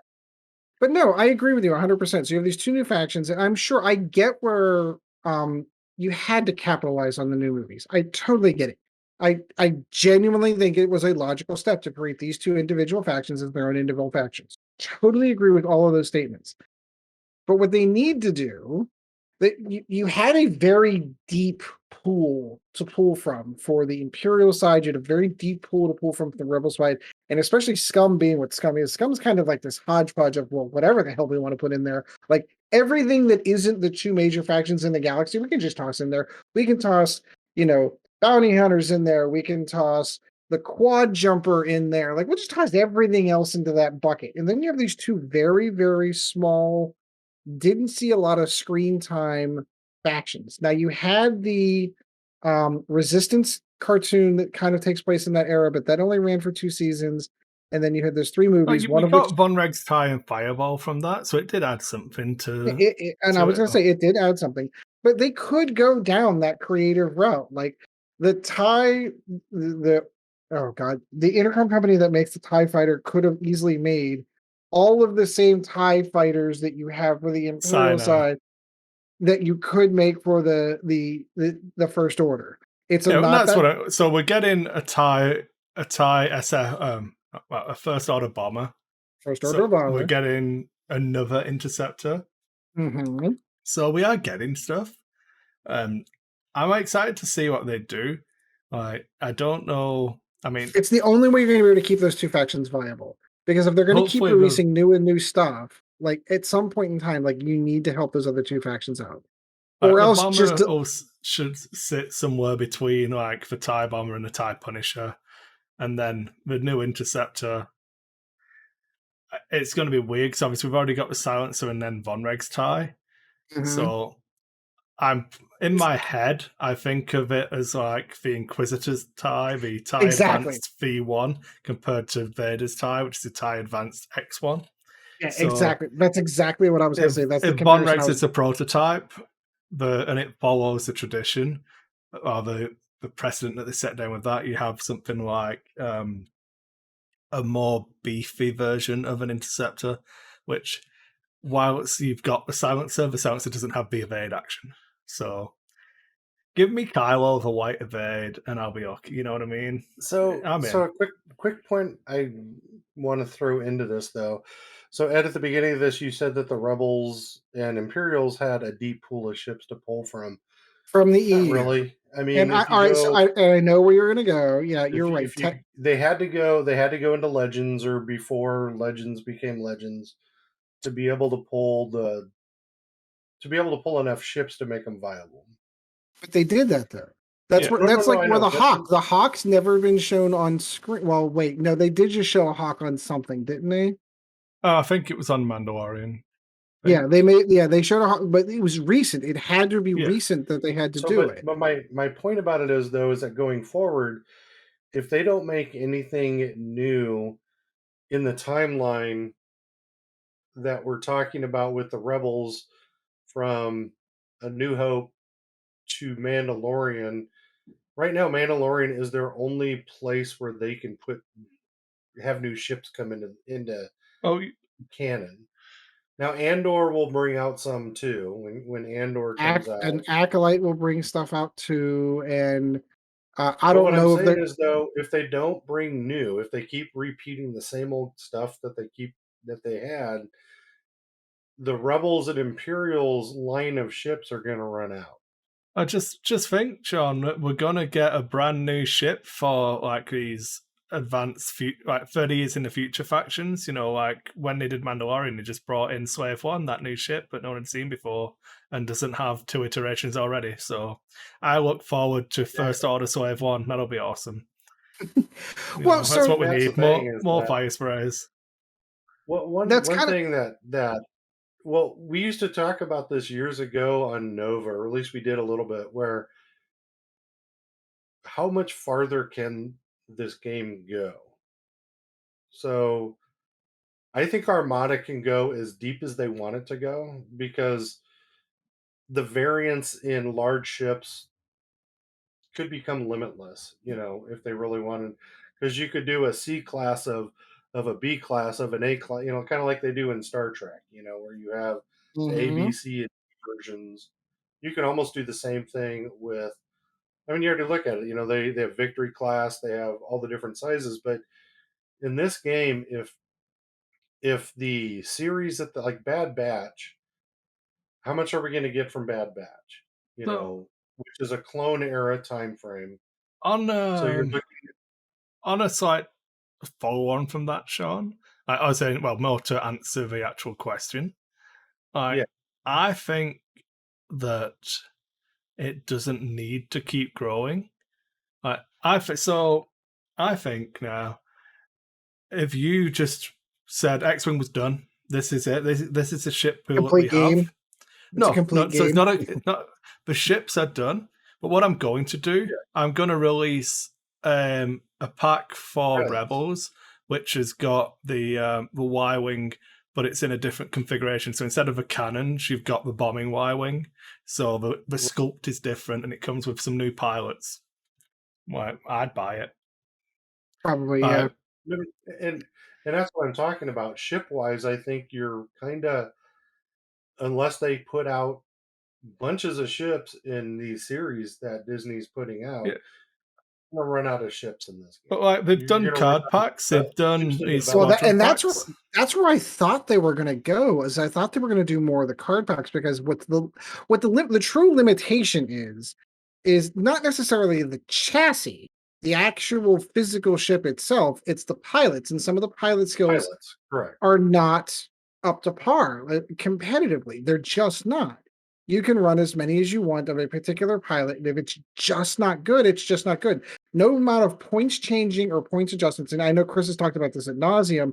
Like how low can you take a points adjustment down until it's just ludicrous? Like it just like why is that ship 12 points? Like it's just insane to do something like that. So like that's where I genuinely thought they could have gone. And it's super easy to just sell a $25 card pack that updates the first order that puts a whole bunch of new pilots into it that doesn't involve sculpting a new model. And that's where I thought the game was going to go, to be honest with you. And what I am curious about, this is probably the 40K player in me. At what point in time do we move away from card quote unquote mechanics and just start producing books? Oh, this is a scathing review of the X-Wing community.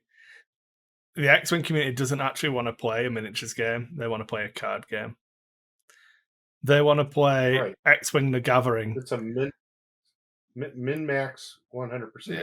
Like, all you have to do to prove that statement correct is think about early second edition when we had generics doing well and aces were struggling. Rebel beef was a thing. Yep. What happened? Generics got nerfed into a grind. All of the aces came. We had it recently, like with Nantex. You're not allowed to win with Nantex. They can't beat aces because that's not what the community wants.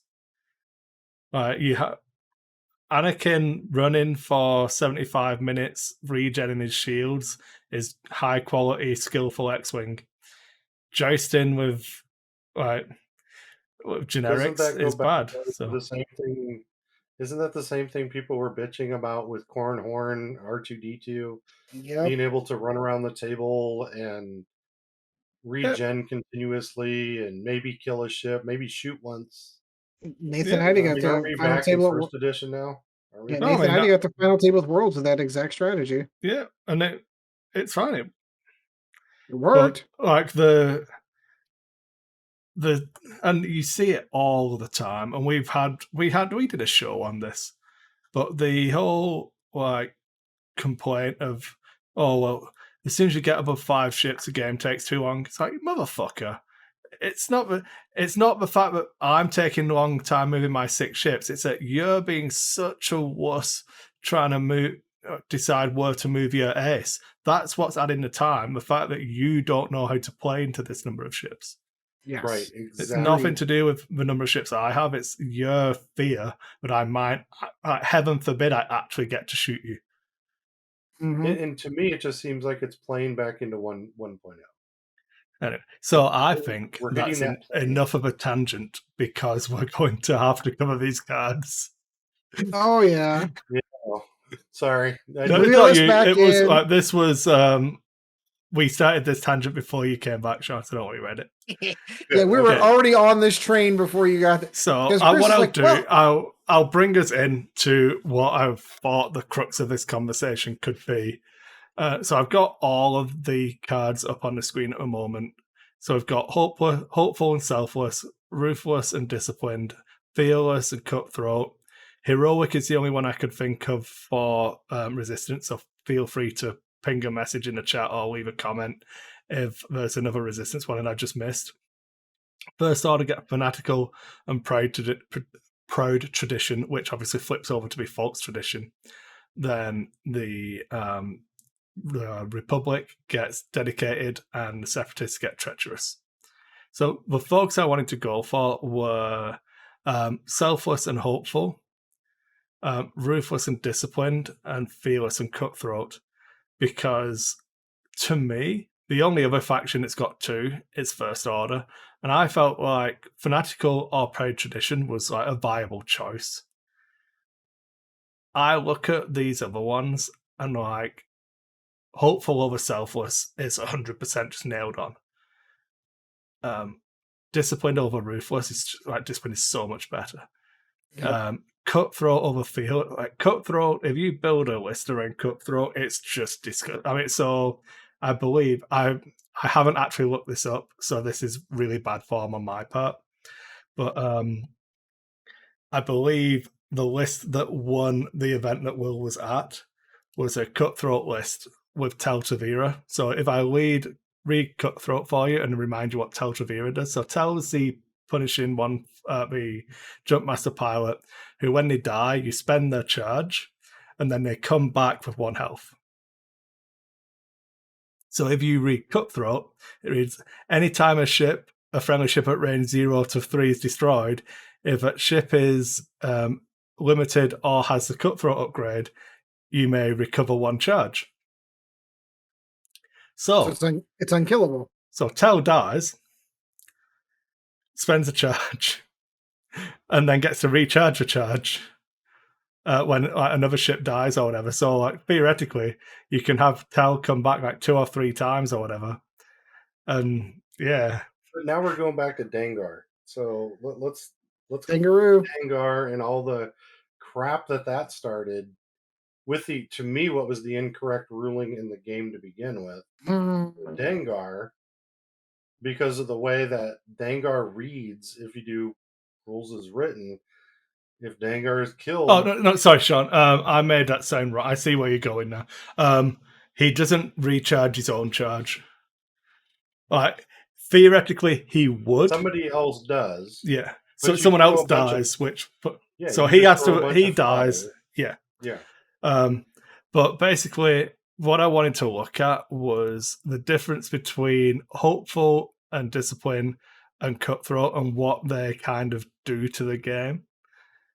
So hopeful is after a friendly ship is at range 0 to 3 is destroyed, if it's limited or has hopeful, you may perform a focus or a boost action. So you still have to have not done that action already this round.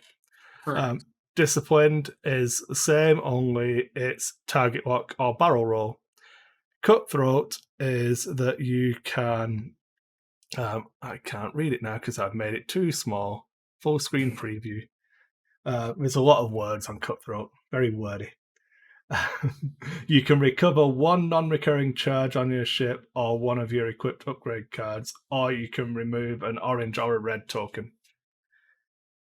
So... it's kind of a built-in comeback mechanic for generics here, because all of this revolves around other... so I'm not going to focus on the abusive uses of Cutthroat, because that's a different topic. Cutthroat was a mistake, is the spoilers for that conversation. But I'm going to dump the image off the screen just so we can talk about it.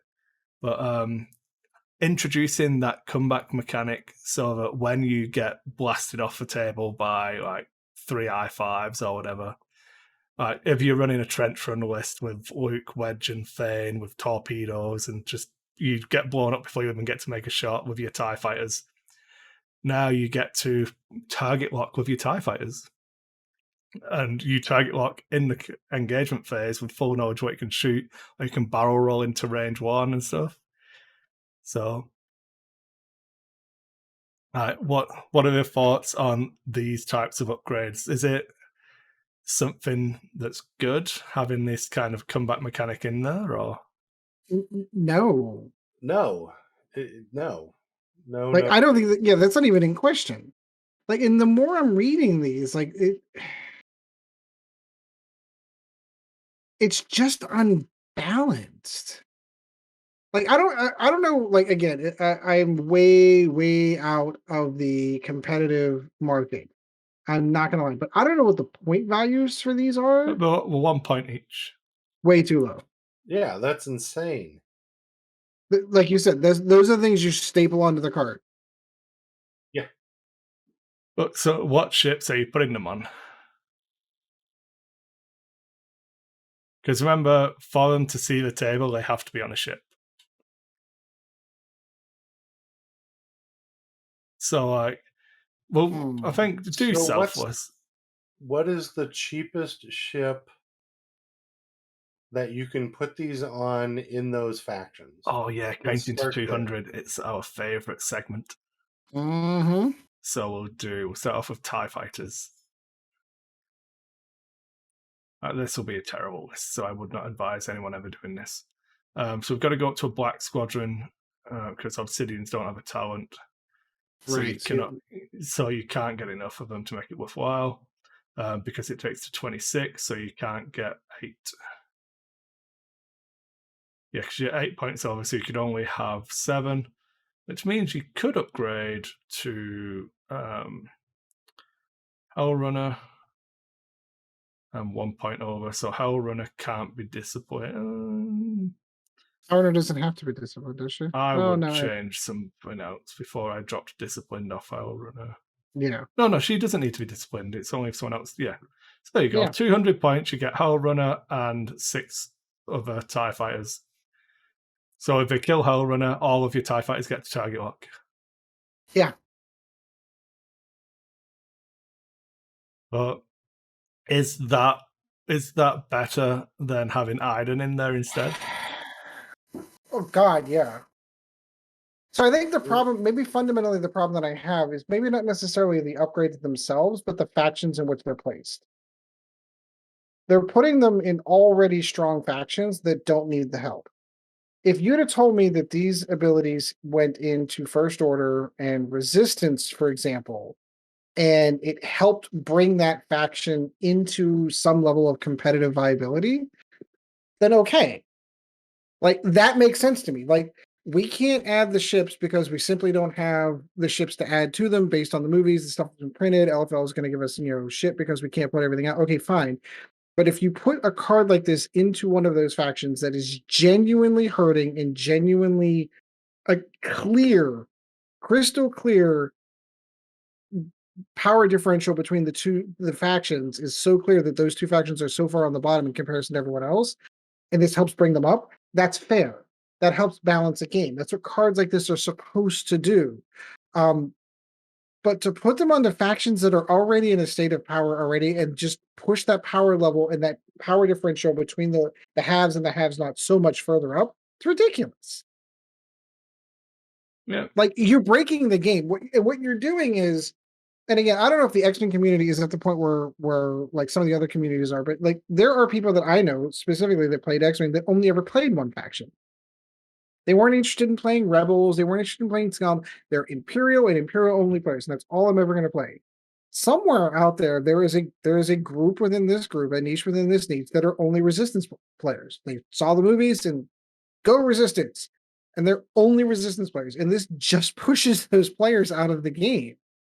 It pushes players from those factions to say either pick a different faction or don't play the game anymore because you're just never going to be able to compete with any stretch of the imagination. So the next question, the next question I have to ask then, is this a competitive game anymore? I don't know if we can answer that question because we don't know what AMG's doing. We literally have no data to base that comparison on. But my point is, though, is that if you're starting to put this stuff into the game, this is where we were this early too. This is where we were at with 1.0, where we were getting so. I think we're past that point now, Sean. I think we are fully in 1.0 list building, like card game. Yes. Admit it's the game is still. I'm not gonna lie. I'm not gonna have like I can't think of words. Hyperbole, but hyperbolic. Yeah, I'm not gonna be hyperbolic with it. In that it's still better because the fundamental core game is an improvement over first edition. Agreed. The cap on attack dice, cap on evade dice, the way tractor beams work, like tractor tokens work, the way tokens work, evade tokens are better. They have the ability now to rebalance the game with points, and if something is supremely oppressive, they can point it out of competition. Like they have those abilities.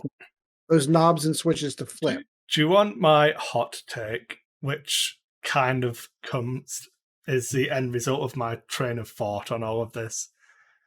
Like AMG, I noticed this when we were messing around on the last show, trying to find the X-Wing rules for them. Trying to find the lost X-Wing rules for them. So AMG for Marvel Crisis Protocol, they actually have a restricted and banned list, which works in the same way you'd expect it to. You can have a limited number of cards that are restricted in your list or in your deck or whatever. and if it's banned, you can't have any. I'm really hopeful that moving forwards, because it's an entirely new set of developers working on this game now. So the fact that FFG wouldn't do that, AMG have done that for one of their games. So taking out, I just let me finish the point. Let me ask you one thing, Chris, before you go on. So, do they not have a ban list because FFG didn't want it, or do they not have a ban list because Lucasfilm? Because Lucasfilm, at the end of the day, is the one who says yes or no.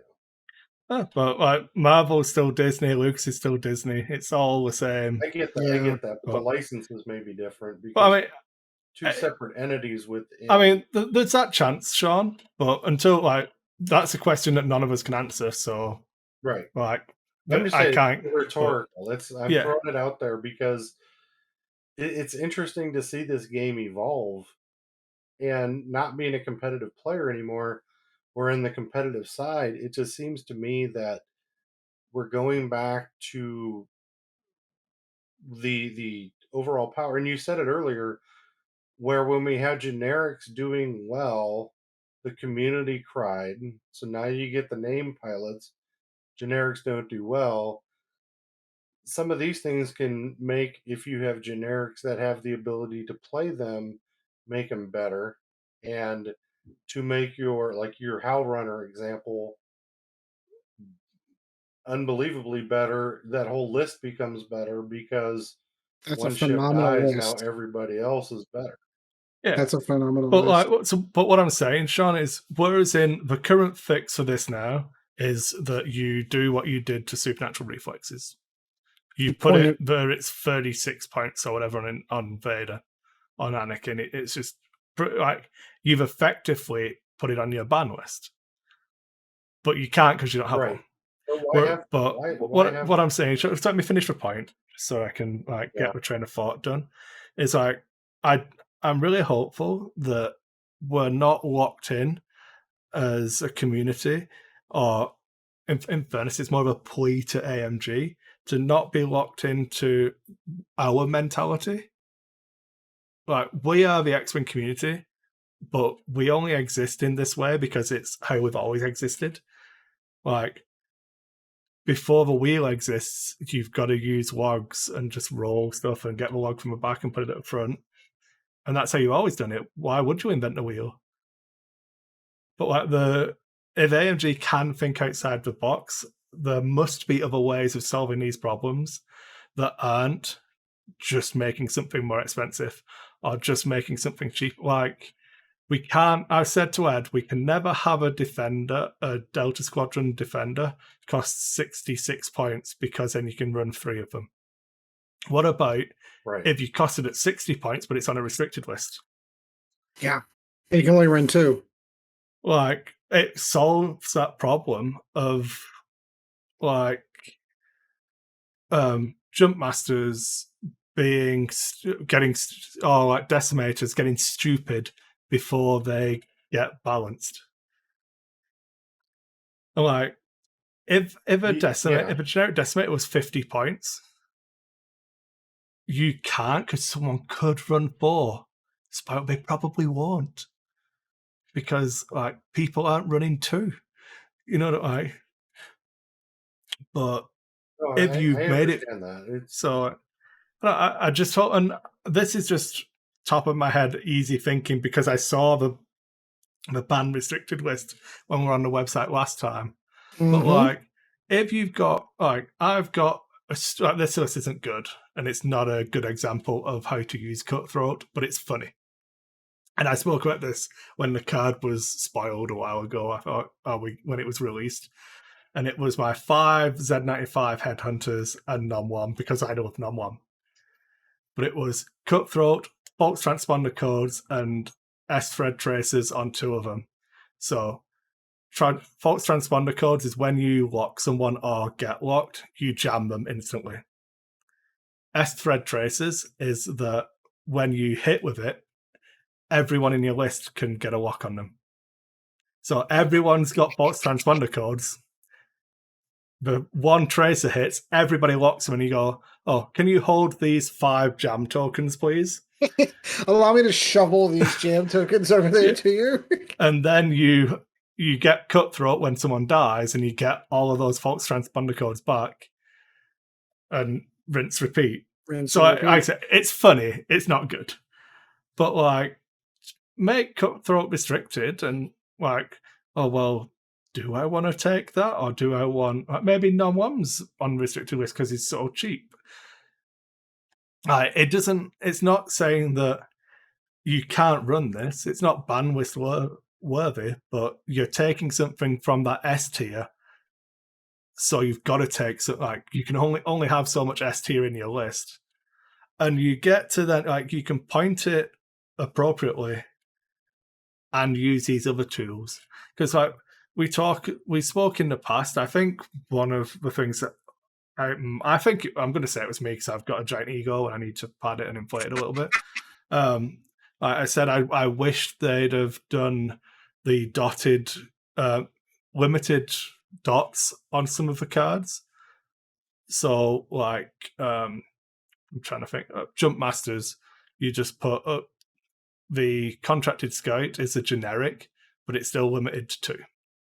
And it's a mechanic that they exercised later. Like they did it with Separatists. Yeah, exactly. But you can't apply it retroactively because they don't want to errata the cards. It's because the FFG had the thing of we're only going to issue erratas for like fundamentally broken things where the rules aren't clear. Mm-hmm. Again, AMG issued an errata to Hera when the errata goes against the clear wording of the rule, but they've changed it, and it's like, well, it's fine, cool. So I'm gonna set my soapbox up here real quick. This is if we go back, I don't know, episode 1, episode 2, when we were talking about when they first discussed what OP was going to be for 2nd edition way back when, and they announced Hyperspace versus Extended. This is what I wanted Hyperspace to be. This is exactly what I wanted Hyperspace to be, in that if a card, or several cards in this instance, were to have become oppressive, to have a banned and restricted list. So that you had the ability to say, ooh, that's a little rough. Well, if you guys want to play that over in Extended, that's great. That's fine. That's a no holds barred, everything goes, games are over by turn 3 kind of environment. You know going into it that that's the game that you're playing. But Standard or Hyperspace, we're trying to keep the power level on a fairly even keel. Ooh, man, this card's really oppressive. Well, and I'm even going to throw in Sean's scenario that maybe LFL says, well, you can't, we can't change the card. We can't errata the card. We can't dot the card that hasn't been dotted in print because they've got to go and go through the reapproval process to have a card printed again. Banned and restricted list. That's what they're there for. That's why other companies, I mean, if we're going to go down the route that this is X-Wing the Gathering, and it is an organized card game with chips on the board, then treat it that way. Treat it with that way to say, this card's oppressive, that card's oppressive, and no matter which way we point it, it doesn't change the fact that that card is overpowered. Remove it from the game. Yeah. I'm just saying, I called it 3 years ago. Do you want to hear a dirty little secret, though? Don't put it in the game at all. Well, yeah, all right. So there's that argument too. There's that argument there that a card like that should never have made it through R&D. A card like that should have never made it through the beta testers. Should never have gone through that whole process. The whole. So Right. and I think we've talked about this. Then we get to the thing with the beta defender, though, don't we? The conversation we had there. It's like, as much as I love that card, I'm still amazed that they printed that. I would support Vader in a defender if it was epic only. Yeah. And we had this conversation. We had this exact argument. The only reason I wanted to is because from fluffing, because I played the game X-Wing, which is TIE Fighter. He was in. If you follow the storyline, he flew in a TIE Defender. It's the only reason why I wanted to see it. We get to the point where even we, in our current form, where we're not really competitive focused, we lose track of the fact that there's a bunch more people who just want to throw cool stuff down on the table, and they still play Supernatural Reflexes at whatever it was cost at and don't care, you know. Mm-hmm. Obviously they don't now, or maybe they printed the first PDF site and have never printed them out since. There'll be people who play and they might have never even touched Supernatural Reflexes because they just don't care. You know, maybe they're not trying to win. They're just playing and having fun. Well, and we've talked about that too. We've talked about as far as the So- community as a whole for any type of game that gets competitive. The So number of play. Sorry, go on. I had a thought. I'll hold on to it. I'll remember. The number of players in your community that treat the game seriously at a competitive level are so small in comparison to the whole. And while I agree from a marketing perspective, from a finance perspective, you absolutely need to cater to that small percentage because those are the ones that are going to be on stream. Those are the ones that are going to have podcasts. Those are the ones that are going to have YouTube channels to talk about it, which help promote your game. Absolutely, do you need to cater to them because they help sell your game? There's a 90% of the rest of us that don't do that, that have to go to the game store, and then someone puts something like this down and goes, this is a no fun experience. This is the it's interesting because I just got done reading this article. Obviously it was based 40K, but I think this applies to any type of game. I don't care if it's marbles, I don't care if it's Monopoly, I don't care whatever type of game it is, where someone comes to the table with something going, well, I don't want to play against that. That's no fun. Like, I'm not going to have any fun. And there is that social contract between two people playing a game that both of us are here to put our models down, get our dice, and we're both there to have a good, enjoyable game. And this breaks that social contract. And you might correct me if I'm wrong. You're trying to see the thought I had. It's like, I feel like you're talking about there's cards that are like the back of a book cards we used to joke about. Yeah, and then there's cards that are just ridiculous, like Supernatural Reflexes. So there are your first edition Palpatines and 3POs, and then there are your first edition blaster turrets. Yeah, but like what I mean is, like, whilst I think there's a fine line between that back of a book card and that it's fun. So there's a bunch of crew. If you go through the crew cards that exist in the game, there's so much which is just garbage, but it's fun. Yeah, I agree 100%. So here's my thought process. Okay, so you're hitting it pretty well there, Chris. So if you're designing a game, are you designing this game for the 3% or the 97%? Because with cards like this, it tells me you're designing the game for the 3% and not the 97%. Yep. That's what this tells me. Is that your focus isn't on the casual player, the casual coffee table, which is what X-Wing was originally designed for by everybody that designed it, and they all admitted it. It was a coffee table game based upon Wings of War. That was the original side of this game. But when I see cards like this, it tells me that we're not designing, or our testers are mostly testing for the 3% and not for the 97%. Well, I think that's evident with the way that some of the stuff ends up coming out.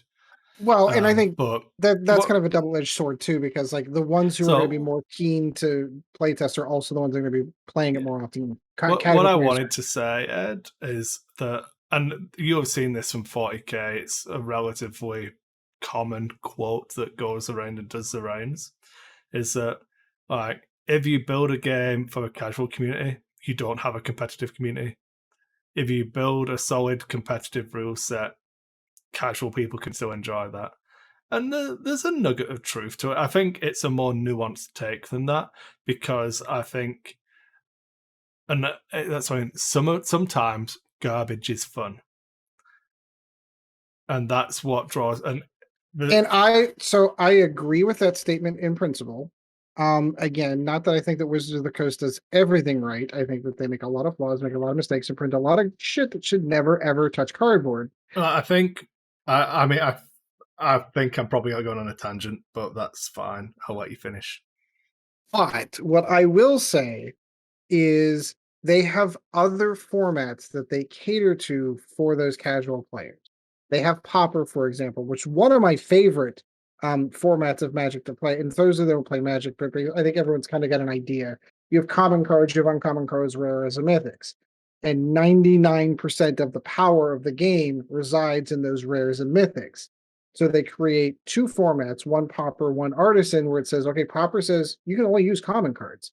And the power level drops significantly to where I don't get to use all the power gaming cards. And I have way more fun trying to make a deck out of what we would consider back of the book cards when I have to use those cards to build a list, to build a deck and play with those. Way more fun that goes into those. Artisan gets a little bit crazy because there are some uncommons that are a little bit overpowered. With your statement there, I think X-Wing could do that. I agree. And that's kind of what I'm leaning into. Where you could build ships in tiers, and you have tournaments by tier, tier listing of ships. And that's what I was trying to get onto with my dirty little secret thing, is that we factually know that a squad builder is designed to be able to do that, because I'm looking at custom game mode right now. So the squad builder has the functionality to make a ban list, to make a restricted list. You can do that. It's right in front of me. I'm 100%. So there's a catch. There's always a caveat to that, though. So, like, I've played in events in X-Wing that restricted things before. Like, the local community wasn't a big fan of Whisper. So, part of the rules for that Saturday store event that they're giving away a couple of alternate art cards is no Whisper, no Han. Well, then when you take those two ships out of the equation, then the whole meta opens up because the meta has been warped by those two particular ships. I'm talking Wave 4. Oh yeah, and there was, and it's interesting. I can't remember the exact list, so this is just going to be off the top of my head. But there was a league that was ran, obviously an online league. I saw it on some of the Facebook groups, and they had a community generated ban list. And like they could add after every round, they could add more cards to it. So you'd play, and then obviously you'd take a new list the next week because some of your stuff might have been banned out. But it was like Zam Crew, Zam Fire Spray, Django Fire Spray. So they were literally just taking, this one an event, let's ban it all. And it's very inelegant because you're not getting to a crux of why something's good, but that's kind of by the by. But like it's interesting, and you're kind of walking that same path of hyperspace and what we want it to be, and those restrictions and how it all works.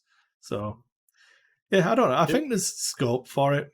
But I mean, just think how many times, and I know I myself am personally guilty of this. How many times when we were really into the competitive side of X-Wing did you buy a ship that you had no intention of flying because it had one upgrade card in it that you needed? All of those people who played Soontir and needed to buy an A-Wing. Yep. It's a great example because Push the Limit was not in the it was Imperial Aces was the pack that introduced it to, which was like deep into first edition. Yeah, way deep. Like, so I suppose we've been going for like 2 hours now, so I kind of want to get to around wrapping it up a little bit because it's getting late for you guys and that. But I'm on vacation time. Yeah, but looking at those upgrade cards again, and as we've discussed, it's obviously adding strength to specific types of ships, and I worry that it's following that same kind of path that we did with first edition, where we had the squadron packs came out, so we got Chardan refit to make A-Wings good. But once that card's there, you're done.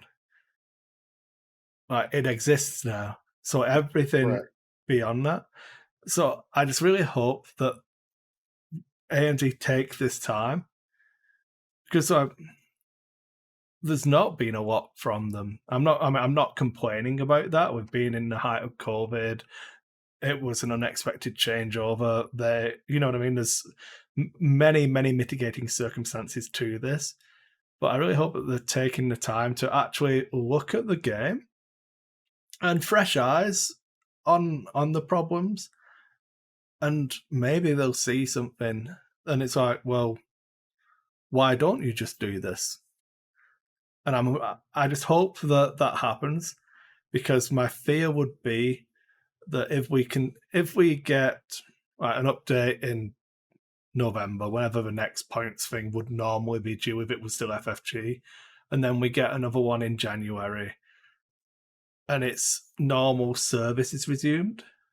If you try and change it this time next year, after doing a year of what FFG did, I think whatever community you have will be so. I think this is a unique opportunity and a unique time for AMG to look at anything like this. I'm not saying they should use my ideas. I don't think I'm some kind of X-Wing messiah. You know what I mean? I'm not here to save the game X-Wing Jesus. But there's definitely that feel that the community is on a knife edge, and you can take it whichever way you want to at the moment, and you'll lose some people whatever happens. Like, we're going to lose people because it's inevitable. Well, the attrition factor is always there. No matter what, COVID's going to make the people that were marginal, either not come back or want to play more. It's one or the other. Yeah. It's always getting... And you're correct. The game, though. It's always getting those new players. And in order to get those new players, you want to be able to give a balanced game. Like, no one's going to want to go into a game and say, this is the only faction you want to play. 3/4 of those cards you're going to buy, just throw them away because you're never going to put them on because those cards suck. This is what you want to... I was chatting, I'm going to obviously credit and thank him. I was chatting with Kris Allen about Hyperspace, and he was the guy who gave me the numbers for me for those like First Order compared to Rebels and stuff. Mm-hmm. But can you imagine being the First Order the person who plays First Order in this current Hyperspace? Oh. Like, I'm just going to look at it now, just because I want to just depress myself a little bit. Hyperspace. So I can't... While you're looking that up, I may be one of those unique players. Like, I've got 4 40k armies. I'm about to have a 5th army. And what ends up happening is when my armies get unplayable, like they're that bad competitively, they get boxed up on a shelf and they get set away. And then 5 years later, the army's good again. Then they get pulled out. That's what I mean is, if I were the First Order player, that's what I'd be doing. I'd be. But what about it? But if you're excited, like if you watched the Resistance, and like, I want to play First Order, that seems cool. Ignoring what type of person you'd want to be. But like, I'm going to make a TIE-FO swarm. They seem cool. I can't. It's all just the named ones. Okay, so what's the next ship on the list? The BA Interceptor. Okay, so I can't take generics of those. But that's fine. I get my A, so I get my Initiative 6 pilot there. But like, SFs, I can only take the generics. And they're terrible. Like, they're massively overcosted. Cool. Silencer, can't take generics of that.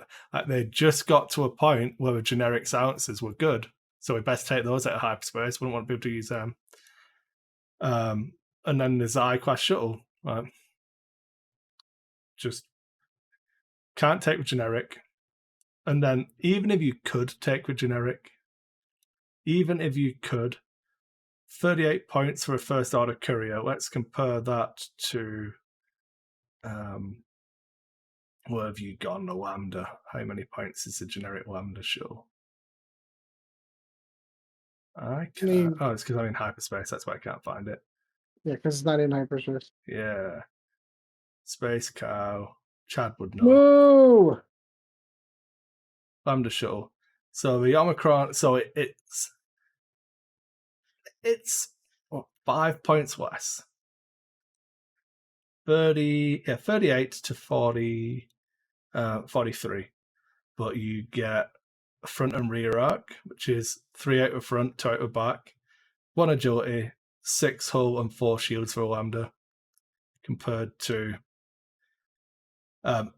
2 attacks out of front, no rear arc, 2 agility, 5 hull, 2 shields, and your coordinates red instead of white. Yeah, it's just a All I want out of all of this are the buys to go back up to 200 points. At the end of the day, I think I am hoping you are correct, Kris, in that AMG looks at this and says, how can we be better? How can we do this? But it's not that I'm knocking the designers at Fantasy Flight and what they did, because they seem to have a pattern that they followed, and they followed it for both first and second edition. Yep. Where they tried to fix it in second, but then it just spiraled again, and you're basically creating the same game again in a different way with more factions and creating back of the book ships and not back of the book cards. Back of the book faction. Yes. Like whole factions of the game that are like, yep, they're unplayable. Yeah, and it's just a shame. Like, I don't know. I don't want to focus on it too long because I don't want it to be a negative thing. I want to focus on the potential. I've always believed if you're going to point out a problem, always present a solution. And I think that we've genuinely done that. I think unless something in their contract with LFL for their license prevents them from doing so, I think they genuinely need to take a good hard look. If it were me and I'm now CEO of or development or whatever the hell the lead designer, I would do again. I've been preaching this since the second edition come ban out. list is I think it's a solid idea, but restricted ban list and hyperspace is standard. Extended events can happen. We'll do things with extended, but that is what our tournaments. That's what our official events are. I just think that this version of hyperspace is a mistake. So I've been preaching that for 2 years. As in this physical iteration of hyperspace. So I've had no issues with what hyperspace has previously been, where it was cutting off chassis. This allows almost all of the ship types, but just says you can either take uniques or generics for that type. Yeah. So there is no ship that you can take anything you want from it. And I just think it's like it's a cool premise. The execution is flawed. I've never understood the hate for it's a starting point that was poorly executed. Yeah, like you guys know me. Started out at okay. I think the original idea. I think you're missing the track. So the current hyperspace rotation isn't what you would expect it to be. Where in the past it has been first order, you might be able to take TIFOs, SFs, the Upsilon, so you don't get silencers and interceptors. Currently, you can take any ship you want, but you can't take a pilot. They've restricted the pilots by. I'm picking up what you're putting down. But this is the first time, and you guys know about my binder. I have like at least 7. I do at least 1 list for each faction. Generally, when I know because I've got all the printer. Well, I've probably thrown away, but I've got a bunch of them still, and it was always. Like the ratio was generally at least 6 hyperspace lists, maybe 1 extended list in case someone wanted a game. But the vast majority of the ratio was always highly in hyperspace's favor. I think this time around, I made 1 hyperspace list. Yep. And it just wasn't fun because it got to a point where I can make a good list, which is the same as everybody else's. Or I can use these options, but they're not like giving someone a choice between You can either drink the cyanide or not. It's not really an option, is it? You know what I mean? Right. I don't know. Like I said, I feel like I've been on my same I've been on the same stance in the beginning of second edition as far as the differentiations between these two formats. Personally, myself, whenever I finally accepted the fact that extended was X-Wing, I don't see the purpose for hyperspace anymore. Yeah, I genuinely it's supposed don't. to be an interesting puzzle to use the X-Wing player term. That nobody cares about. But Nobody cares about it. This was the first time where I didn't feel like I could defend hyperspace because it was a puzzle that's almost instantly solved, and then there's just no variation.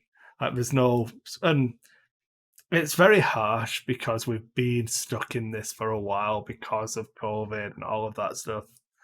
Like we've been stuck with this for a long time. But yeah, there it is. I don't know. Anyone else got anything they want to add? I don't know. I feel like we're just going round the houses on it now. So. Yep. No, I've repeated myself 3 times. I'm good. Yep. So, I didn't have any like backup topics or anything other than the other tangent we've already gone on. I think that's sufficient for our first live show on Twitch. So that is around the time that I will kick the ball over to Kris to say all of his after show stuff and all of his thank yous and subscribes and all the other tchotchkes he's got to go on there. Yeah. So I would first of all obviously like to thank all of the patrons. You guys make this not cost me as much money. Just to be blunt, it's not quite prohibitively expensive, but it's a lot easier to manage because of you guys. I definitely want to make sure. I had a message from somebody today, earlier on this week, basically saying that we need to cancel, and we had a bit of a chat and stuff. I just want to make sure, obviously, that you guys know that please don't feel a need to support us on Patreon. We try and stress, obviously, the most popular thing I ask people to do is like chuck $1 a show kind of thing, or go over to the Dice Hate Patreon, and then you can just do $1 a month. But it should be something that you won't miss. If it has any impact on your life, please don't. You know what I mean? Like, we'll still be, if everyone cancels their Patreon tomorrow, we'll still be here. We're not going to go anywhere. I don't do this show to make money. Like, you guys all know that generally I end up sending out more than that we bring in anyway with postage and stuff. But I use credit and things for the prizes where I can, and that's going deeper than I need to, but you know what I mean. So if the Patreon is impacting you, please don't. But if you can spare it, it does matter. It does make a difference. So I really appreciate that. You can find us on YouTube if you're watching the VOD. Apparently, you can now find us on Twitch over at Dice Hate Kris on Twitch. Yeah, I really need to build up my Twitch page and have all of the links on there, but it's there. You can find us on Facebook and shoot us messages and ask us questions there. Lack of Focus Podcast. You can email us at lackoffocuspodcast@gmail.com. You can follow me on Instagram, as I've shown off. And yeah, are you still making your Inquisitor Martyr videos, Ed? Or are you behind on the editing still? I'm so far behind. Like, I need to get back on it. I've gone on this weird hiatus on, like, I have a whole bunch of videos in the can. I just haven't gotten around to putting them up. So I will get back to it. That's one of my mid-year resolutions is I need to get back to editing it, back to recording. Don't bother going on to Old Guy Gaming because Ed's a loser and hasn't done anything then. You can still go there. Just go ahead and take a look. We still got all everyone should cancel their subs until he drop his numbers down until he puts content back out again. Force him into it. I'm not as far behind on my Inquisitor Martyr stuff as we are on our D&D stuff. How's that? I just realized that NVIDIA Voice cancels out me shushing, so yeah, that didn't quite come off, did it? It's big sad. Well done, NVIDIA. Well played. Check and mate, sir. Thank you. Yeah. No, you're not wrong. So yeah, make sure you check those out. Email us any questions. If you are interested in the live format, obviously it's semi-regular. Theoretically, we record on Thursdays, so it would be like 9:30 p.m. Thursday evenings every other week, fortnightly, bi-monthly. No, it's not bi-weekly, because to me that's twice a week. Yeah, I agree. But And leave us some feedback on that one. I'm actually really kind of curious. This is, I mean, we did 4.5 years of Nova. We've done this for a significant amount of time. 80 episodes. 80 episodes worth. This is the first time that we've ever done one. I think we tried to do some live on Facebook and the sound wasn't working properly from memory. Yeah, and it hopefully failed out. Hopefully all the people chatting with us would have taken the time to say, "Oh, we can't hear you." So theoretically, this actually worked. I mean, should have been. Did take us 3 attempts to actually go live because apparently my computer was just being a douche. My point being, though, I'd love to see the video because it was actually kind of nice that we weren't expecting any audience at all. So the fact that we had any audience interaction at all is a huge plus to the show. But we'd love to continue to encourage that. Maybe we give out a little bit more notice than a few 20 minutes before we're doing it. So we had this discussion off air. You opened the door to have it on air. I did. I am not willing to commit to us doing a every 2-week show unless we can do an every 2-week show. We have. And So, 9 times out of 10, it's usually Edge Job's fault. Where something happens, like yesterday was, hey, Edge, you're getting ready to go on vacation. We need this thing done now before you leave, because if you don't, it's going to be late and we can't do that. So that's what I ended up doing today. And then, oh, by the way, I get in this morning and my SQL Server cluster hits the dirt, and I lose 2 hours trying to get that fixed. So today was fun, to say the least. No, it's fine. But you know what I'm saying? I don't want to. The last thing I want to do is put it on the schedule and then just not do it. So I know. I mean, I could, if I can figure out a way to do a just chatting stream every Thursday, maybe, then I could put it on. And even if you guys can't make it, I could just do something else. But I kind of feel like it's very hard work to do a podcast on my own. Yep, I would agree. But yeah, we'll see. I think I got everything. Yeah, Facebook, YouTube, email us, follow me on Instagram, go to Edge YouTube, then comment that there's no new videos. All good. Shame me into it. Shame. All right. So on that note, Kris. Oh no, the Discord. Join the Discord. Oh yeah, there's that too. Always we do a lot of conversations there. All kinds of stuff going on there. Kris, always good talking to you, my friend. Always good to be here, Ed. Sean, a pleasure as always. Good to be here. It was a good night. Weird night, but a good night. Aren't they all? Aren't they all? You know what we should have done? If I'd have been thinking, we could have set up to have a music play now. We could all rock out. Ooh. Yeah, I still have the audio for that. If you want the original audio, I've got it. But that's what ends the show. We don't use the Alex Davey and Frank Brooks one intro, but we have the same intro and the same outro as Nova. Only with your voiceovers now. Brought to you by Dice 8 Productions. Because you gave me a nice read. I was so proud of getting those ones, and I love doing them. Anyway, so that's going to do it for this one. Do hope you enjoyed this, and until next time, guys, as always, fly casual. Bye! Thank you once again for joining the Lack of Focus X-Wing podcast. Check out Dice Hate Productions for all the latest episodes, and we'll be looking forward to seeing you again next episode.